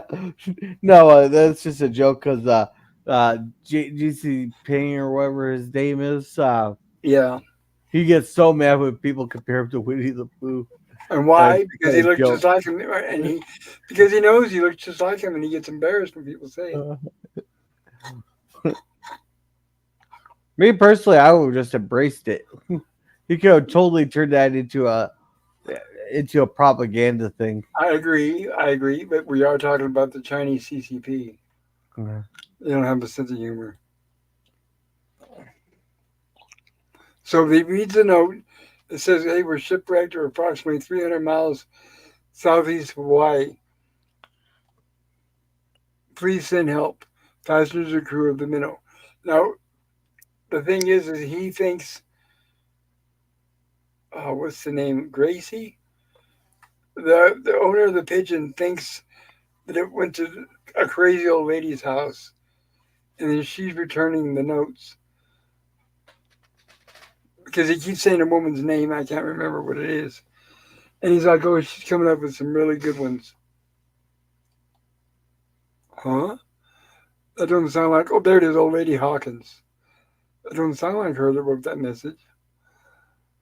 I didn't know the old girl had that kind of sense of humor. And now he's going to reply, okay, lover boy, you just take it nice and easy. And he sends the bird back. And there goes the bird in a moment. Dear shipwreck, he's trying to think of what to write back to the castaways. And there it is on his way back to the island. And of course, the howls are all packed and ready to go as usual. They're all here, Lovey. And he says there's 14. And she says, okay, now it's time to count mine. 28 pieces of luggage. You're so right, dear. Gilligan, is that a seaplane? This is where they get the. Is that a seaplane? It's too small to be a seaplane. Is it a helicopter? Well, is it a glider? No, it's too small to be a glider. Or it's a pigeon. It's Walter. And that joke is made around an actor's name, Walter Pigeon. If you guys remember, he starred in when we covered Forbidden Planet, among other things, as well as the original TV broadcast movie of Voyage to the Bottom of the Sea, among other. He made a lot of stuff, but I don't want to make it sound like he just did two things. Walter, what's he doing back here? Good heavens, he's a dual homer. A dual homer, does that mean he's a baseball player? No, it's a pigeon that flies between two places, says the professor. And here's the message that he returned. Dear Mrs. Hawkins, I got your last message, enjoyed it very much. You had me fooled with that line about about being a bunch of people stranded on an island. I can use the laughs. Signed, Birdie, your homie pigeon pen pal. And they're like, oh no, we're gonna have to start all over. I mean, after all, money. Mr. Houses, let me write the next note. After all, money talks. And when money talks, people listen. Levy, get ready to take a message with lots of numbers. So we have the pigeon heading back to the home, back to its owner. I am offering you $1 million cash reward. He's reading. If you will help rescue Levy and myself and 5 poor souls shipwrecked on this island. I'm closing our approximate position and $1,000 bill as down payment for the reward. Now, uh, do you know who was on the $1,000 bill? Was or is? Was? Was. Was. Yeah. They don't make them anymore. I don't Yeah. remember. Honestly, And I have to admit, embarrassingly enough, I don't think I ever had the opportunity to own one. I don't I never will either. But Grover Cleveland, the 22nd and 24th president of the United States, was on the $1,000 bill. He he is the only president at the time to lose as an incumbent, then come back and beat the incumbent. Oh, good for him. Good old Grover. Grover, come on, own. So so this year might be the second only the second time in history we'd be able to see history repeat itself. Oh, I hadn't thought of that. Yeah, you're right. Well, those were discontinued in 1969, but Mr. Hawk could still have some in his wallet. Yes. Well, and then according to the plot, it's not quite 69 yet. But yes, Mr. Howell has them because they left the island. They left for the trip to the island in 65. He said, "This is how little Lady Hawkins handles this. $1 million. Well, we'll answer that." And now they get the note back, and it says, "And look at Mrs. Howell and Mr. Howell are still in the same clothes. So what are we supposed to believe that they've been? Everyone's been sitting there the whole time while that bird flew to Hawaii and then back again? Oh Have well, we established that it's Hawaii that he's flying to and not the mainland? well that's true. You're right. So wherever the homeland of the bird is, they're assuming that they're well, not assuming, but they're all there. Like they haven't moved at all, and they're wearing the same clothes. You would think it'd be like a day or two later, is what I'm saying. But oh well, don't want to nitpick. Over a week. Your last message was even funnier than the one before. Yes, I know, but the $1,000 bill, the reward. P.S. I put the $1,000 bill you sent me to good use. One of the pigeons is feathering her nest with it. Like, oh no. Especially Mr. Holly's like, oh God, no. I can't believe it, neither can I. Can you imagine a person trying to wallpaper his nest with $1,000 bills, says Gilligan.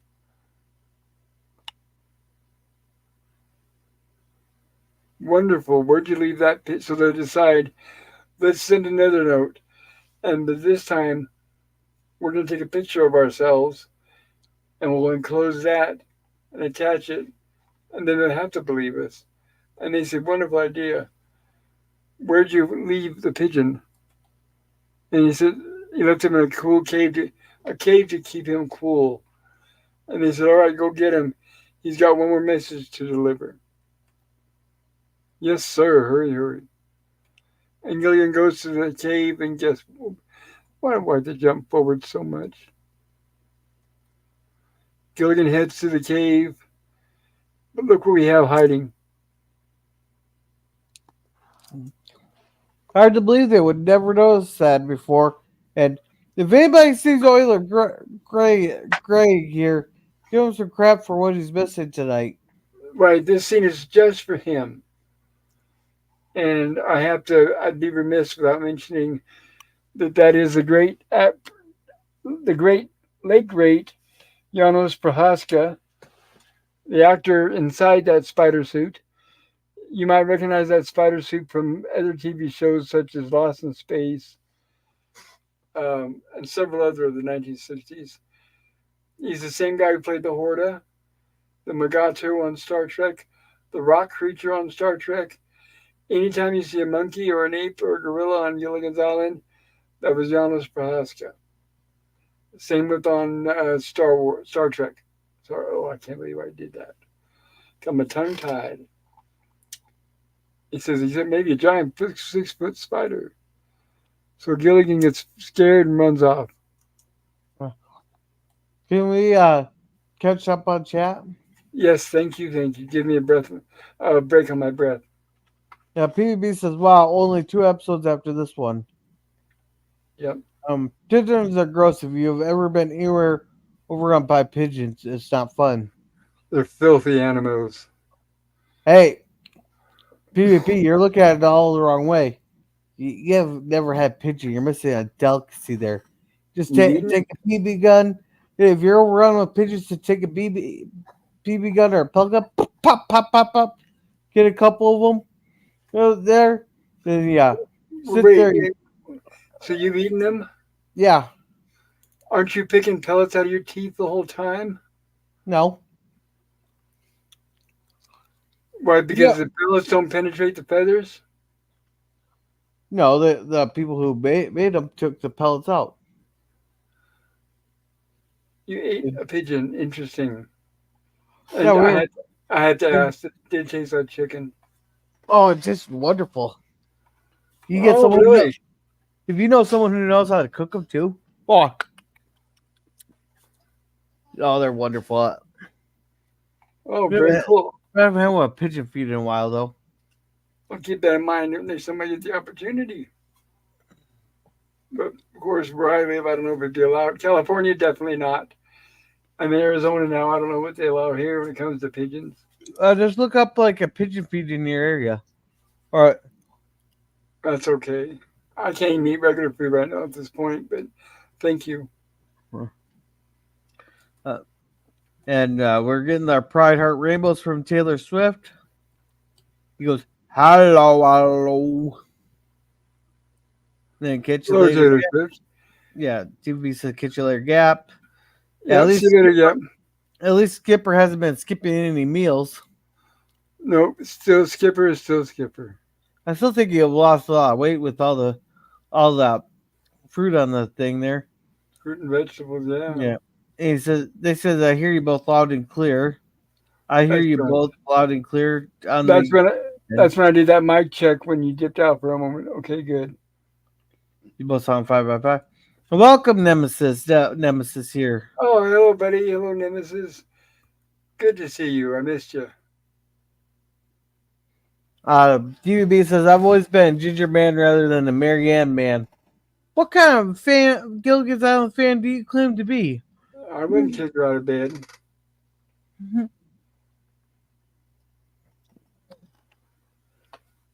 Are we done? Oh no, sorry, I was readjusting here.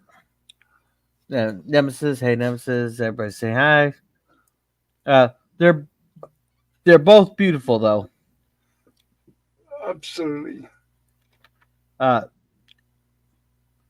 and I'd be happy with both Marianne and Ginger. Oh yeah, One on each side is all I ask. and Pigeon treadmill. Wow. Gilligan is surrounded by beautiful birds. Oh, yeah, you can say that. Scurvy here says the original Pigeon stormed off set in a contract dispute. That's right. Bad food. PB says, look like the tabletop belt sander. Good thing they took off the sandpaper for the pigeon. Yeah, It's you're right like, about that. That would help. alrighty. DB says, pigeons are cool except they crap everywhere. Yes, Same for ducks. Well, geese too. Our lake house used to be um covered in geese crap. I went to a city with underpasses on some streets. The pigeons' carcasses in the netting overhead dripping down was really gross. it is. Wait. What netting is he talking about? Some of them have netting so that it's to slow down the dripping down below, but it still overflows. Okay. It's a waste of money. All right. Screw says PvP. What city sounds great? No pigeons for me. You, you just never had them cooked right for you.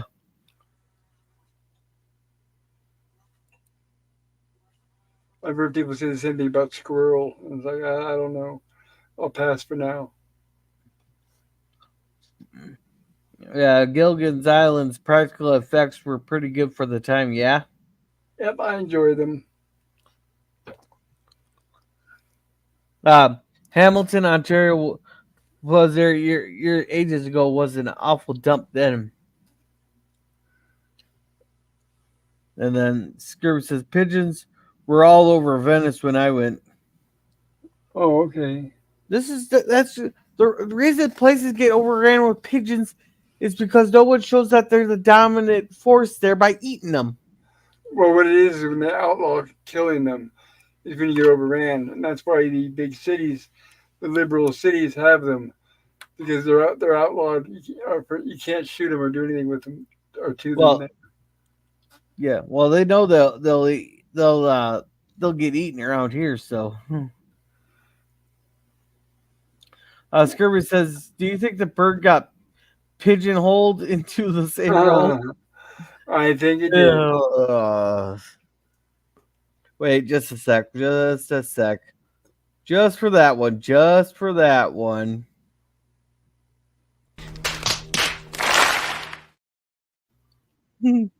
All right, I learned to disbelieve belief early on watching Gilligan Island. Any guy that puts 1,000 in a pigeon nest, it's not reliable. Well, no, yeah, exactly. There is something wrong upstairs. Yeah, all right, that's all the chats. Thank you. So as we see, the skipper's getting spooked by the spider as well. That's the biggest, blackest, ickiest thing I ever saw. That's what I said. It's a black morning spider. Its bite is deadly, says the professor. And his hug wouldn't do you much good either. Let's get out of here. And they go to run, and they have to drag Gilligan. So now we have them set up another contraption. And what they're doing is the professor's making fruit juice for the spider to hopefully knock it out. And they say, "Are you sure that he'll go for it?" And he says, "Well, he's going to inject the juice into that egg." And he's hoping by doing that the spider will drink the juice. And it looks like it took the bait.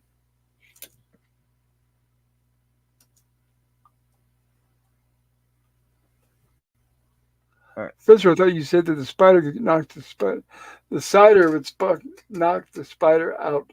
So that's like a tongue twister. Because what happens is instead of falling asleep, the spider drinks the juice and then just wanders off. Sounds like a Tuesday for me. Uh-huh. Right.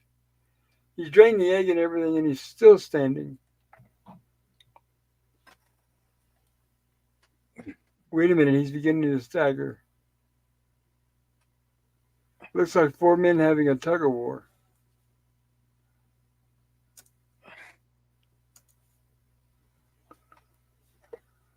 He's getting so drunk he couldn't spin a straight web. I would love to see that. Yeah, it would be funny. In fact, he probably ended up covering himself with the web, and maybe he couldn't move. So it finally wanders off. Gilligan says, "I'm going to run in there and grab this pigeon real quick." But just as he does it, the spider returns. And Skipper and Professor are like, "Oh no." So they're trying to scare the spider off.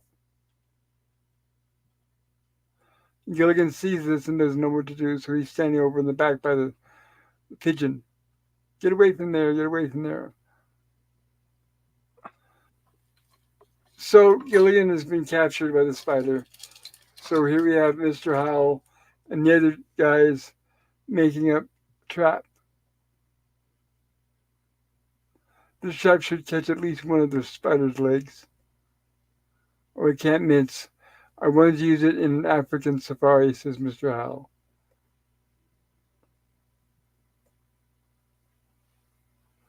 Now they go, and the professor's trying to lure out the spider. Let me step out of my hand.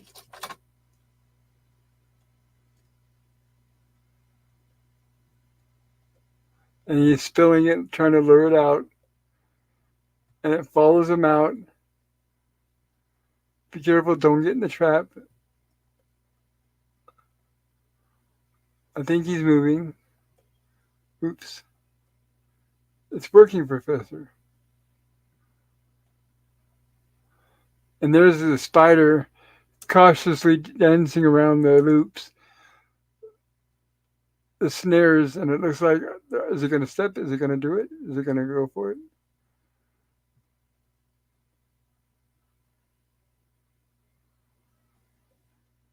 And the spider just leaves.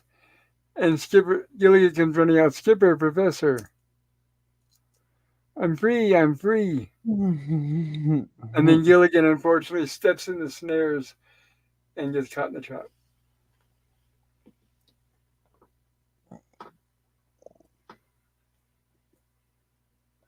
Gilligan, you've ruined my trap, says Mr. Howell. Let's cut him down before the spider comes back. And of course, they cut one rope and he falls. And there they are. Now, yes, we hope you'll do the same. I can't remember what all the lines are, of course. Oh, he's just saying, I hope you make up your mind soon. My arms are getting tired or something like that. Yeah, thank you. The spider, he's coming back, says Gilligan. Oh no, now they're all trapped. But it's true, Mrs. Howell. We heard the men calling.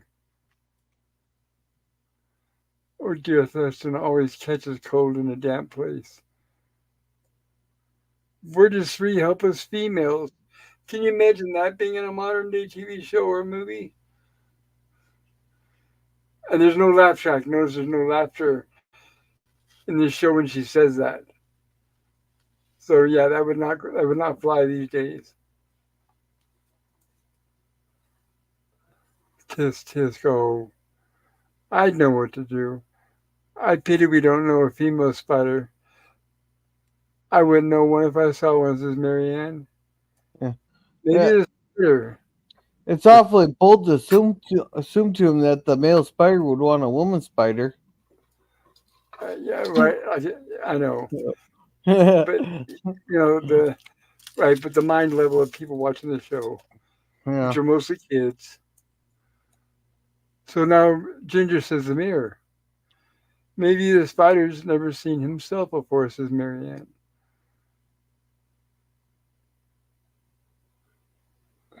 And this is funny. Check this out. They come in with this contraption here.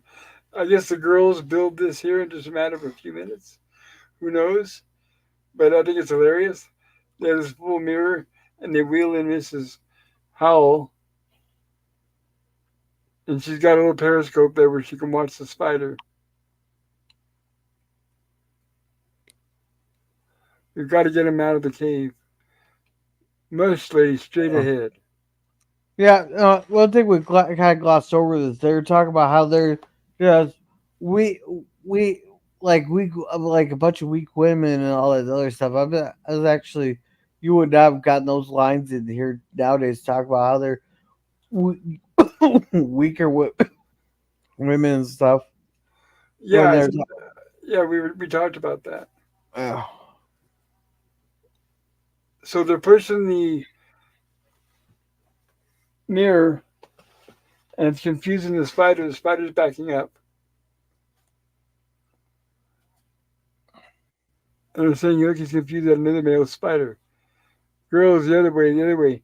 They're backing the spider up right into the men, and the men are yelling, "No, no, no, girls, the other way." So the spider turns. Good work, girls. Good work.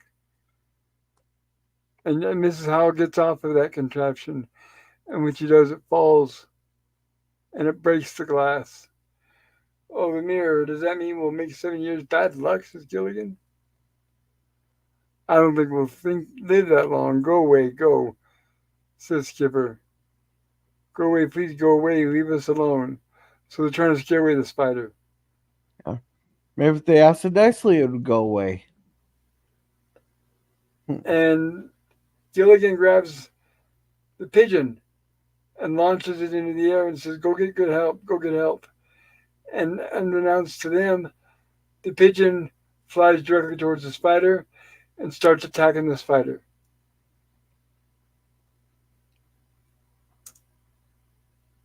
which is there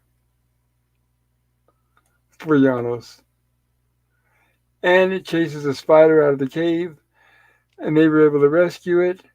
They got the pigeon back, and they launched it back into the air.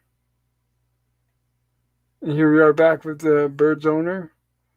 Let's see what Mrs. Hawkins. So the bird returns, and he says, "So let's see what happens with Mrs. Hawkins," which she has to say this time. And then this guy here enters and says, "Birdie, I got some great news for you. Your parole just came through." He's like, "Huh?" He said, "Oh, come on." He said, "Oh, now, Bert, I wouldn't kid you about a thing like that." He said, "When do I get out?" He said, "Well, the board says that you can leave right now." "Oh, I'm free. I'm free." Yeah. So he So, immediately, oh, go sorry, ahead. sorry. I thought you were done. Keep going. Keep going. No, I want to hear what you have to say before I I was go gonna in. say. And so this is where we get revealed that he's a prisoner in a prison there, which I think that now he's supposed to represent the was it the Birdman of Alcatraz? Was it? Exactly. I was wondering if you would catch that. Yes, you did. Yeah. Which that guy? I think it was based on a true story, and that was at Yes, it was. And Leavenworth, Leavenworth, not Alcatraz. no, no, no. Hold on. It was based on a true story. And the guy actually moved to different prisons, and he was at Alcatraz at one point. Yes, he was also at Leavenworth, but he was also at Alcatraz. His name was Robert Shroud. And there's a movie. Now, in real life, he was a nasty. Let's say you don't want to trust him around little kids in real life. The character, the actual Robert Shroud. But in the movie Birdman of Alcatraz, starring Burt Lancaster, they make him seem like such a much more nice, wholesome man. And the movie takes place mostly in the later years of his life, which was at Alcatraz. His younger years were at Lackland and some of the other places. And if I'm free, that means all of us are free, free, free. And he just starts letting all the pigeons loose. Hey, hey, now I got a question here. Since he, uh, since he, it was a prisoner there, would the guards have been reading his notes that were coming in, his notes leaving? Normally they On would, I guess, but they wouldn't be able to monitor those for pigeons, I guess. okay, The actual I mean, Birdman of Alcatraz, I don't know if he had pigeons. I yeah, know he studied birds, and he even came up with a few cures for some bird diseases. He even wrote a few books. He was actually highly regarded in the bird community.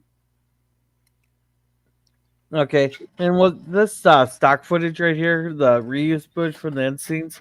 Yeah, Yeah, that's what I thought so. right. That's why I stopped it here, because it's odd that they stop it here. They show him dancing. I'm free. I'm free. And immediately cuts to this stock footage, and we're thinking, what is it? Is the episode over? What? But no, it's just showing that. I guess it's so instead of filming another scene of them waiting, it just showed this scene here. But then we actually cut, and here, Birdie, we're free, free. And as it says it, as it fades out, it also echoes, free, free, oh. And it's actually a very sad ending.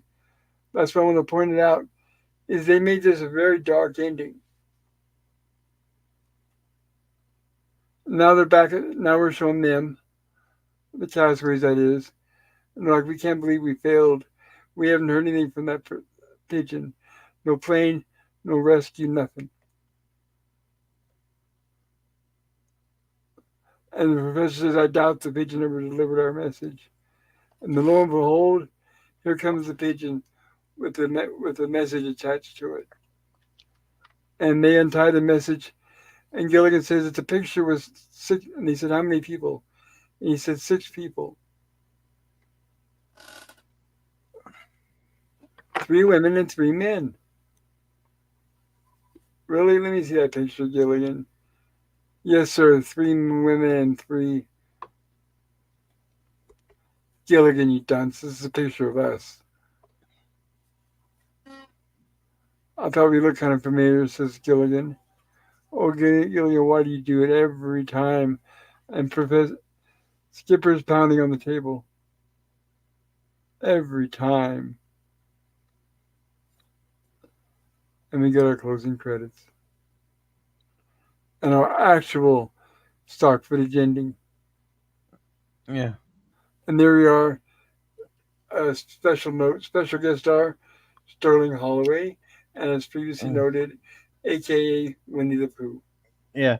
And that last scene, unfortunately, cut for time. Why not? Of course. Okay, couldn't be any more jerks. They proved themselves even worse. All right, we made it through both episodes. Excellent day. How are we doing? Oh, as a reminder, everybody, I did put a poll in the chat, and if you haven't done so, please consider voting. Give us your opinion on which episode did you like best, or which review out of the episodes did you enjoy the most. Please let us know if you feel up to it, and momentarily here I'll share that results with everyone. So, how about you? What say you, Gorilla? What No, is your opinion, and tell us about your channel? well, I feel we had a lot more to say about the first episode there, but we also had that great spider scene, which we all shall give other great crap for missing this one. Out of Yeah, any of the Gilligan's Island, he had to miss this one. remember, everybody, yes. So therefore, he deserves to get to get crap Lambasted. for that. Yeah, lambasted for that one. But yeah, for my channel, I got tons of flooding videos on there. I just did another very short update this today. Should have too many more uh, with the river falling and stuff. But otherwise, right now streams could get canceled at any time because we're gonna be beginning cleanup processes there in the Ivory Hour for to help some people there. So but Oh, as scheduled so far tomorrow, I think Jim's going to host the debate for me. Then we'll just simulcast once I get home oh, okay. because I'm going to be helping clean up tomorrow. And then Friday, it should be the visitor for the Waltons review. Saturday, DS9. Then Sunday, Starship Troopers. Then next Wednesday, get more justified. Very cool. I appreciate that. Thank you. And I want to thank you for helping me out tonight and helping me out with the chat, especially. Yeah, no problem. And for me, my favorite episode between the two is the second one. I loved it. I like both of them, like I said at the beginning. I was really on the fence, but after watching them both again, I definitely liked the second one. It was the pacing was excellent. It was very fast paced. It was written well. I thought it was funny. A great guest star in Sterling Holloway. And and not only that, I'd give it an A. I'd give that episode an A. I'd give the second one a B, and I'd give the I'm sorry. I should mention broadcast order. The first one a B, second one an A, and that's in broadcast order that we presented them to you. And as far as my channel is concerned, Saturday, hopefully I'll be up to Rumblies from the Lab. And then Monday we'll be back for Lost in Space Season 2. And then Tuesday we'll be here for Horror's Sci-Fi Stream, which I will be announcing what we'll be doing in the next couple of days. And then next Wednesday we'll follow that up with another episode of Gilligan's Island. Now I'm going to get to that poll. and close the poll and share the poll.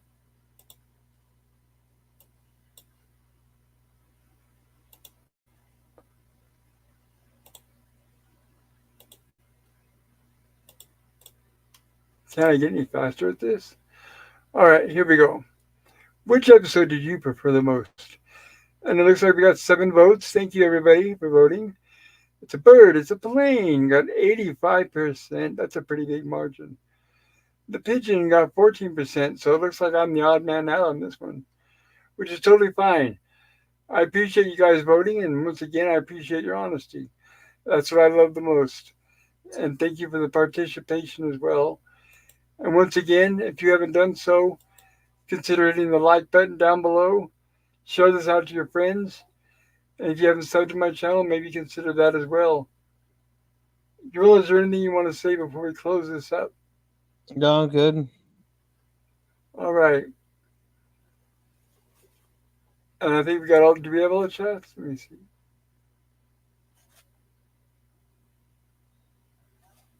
I'm not sure what chat you left off on. Did we? Oh no, the only chat left is Kirby putting my channel in.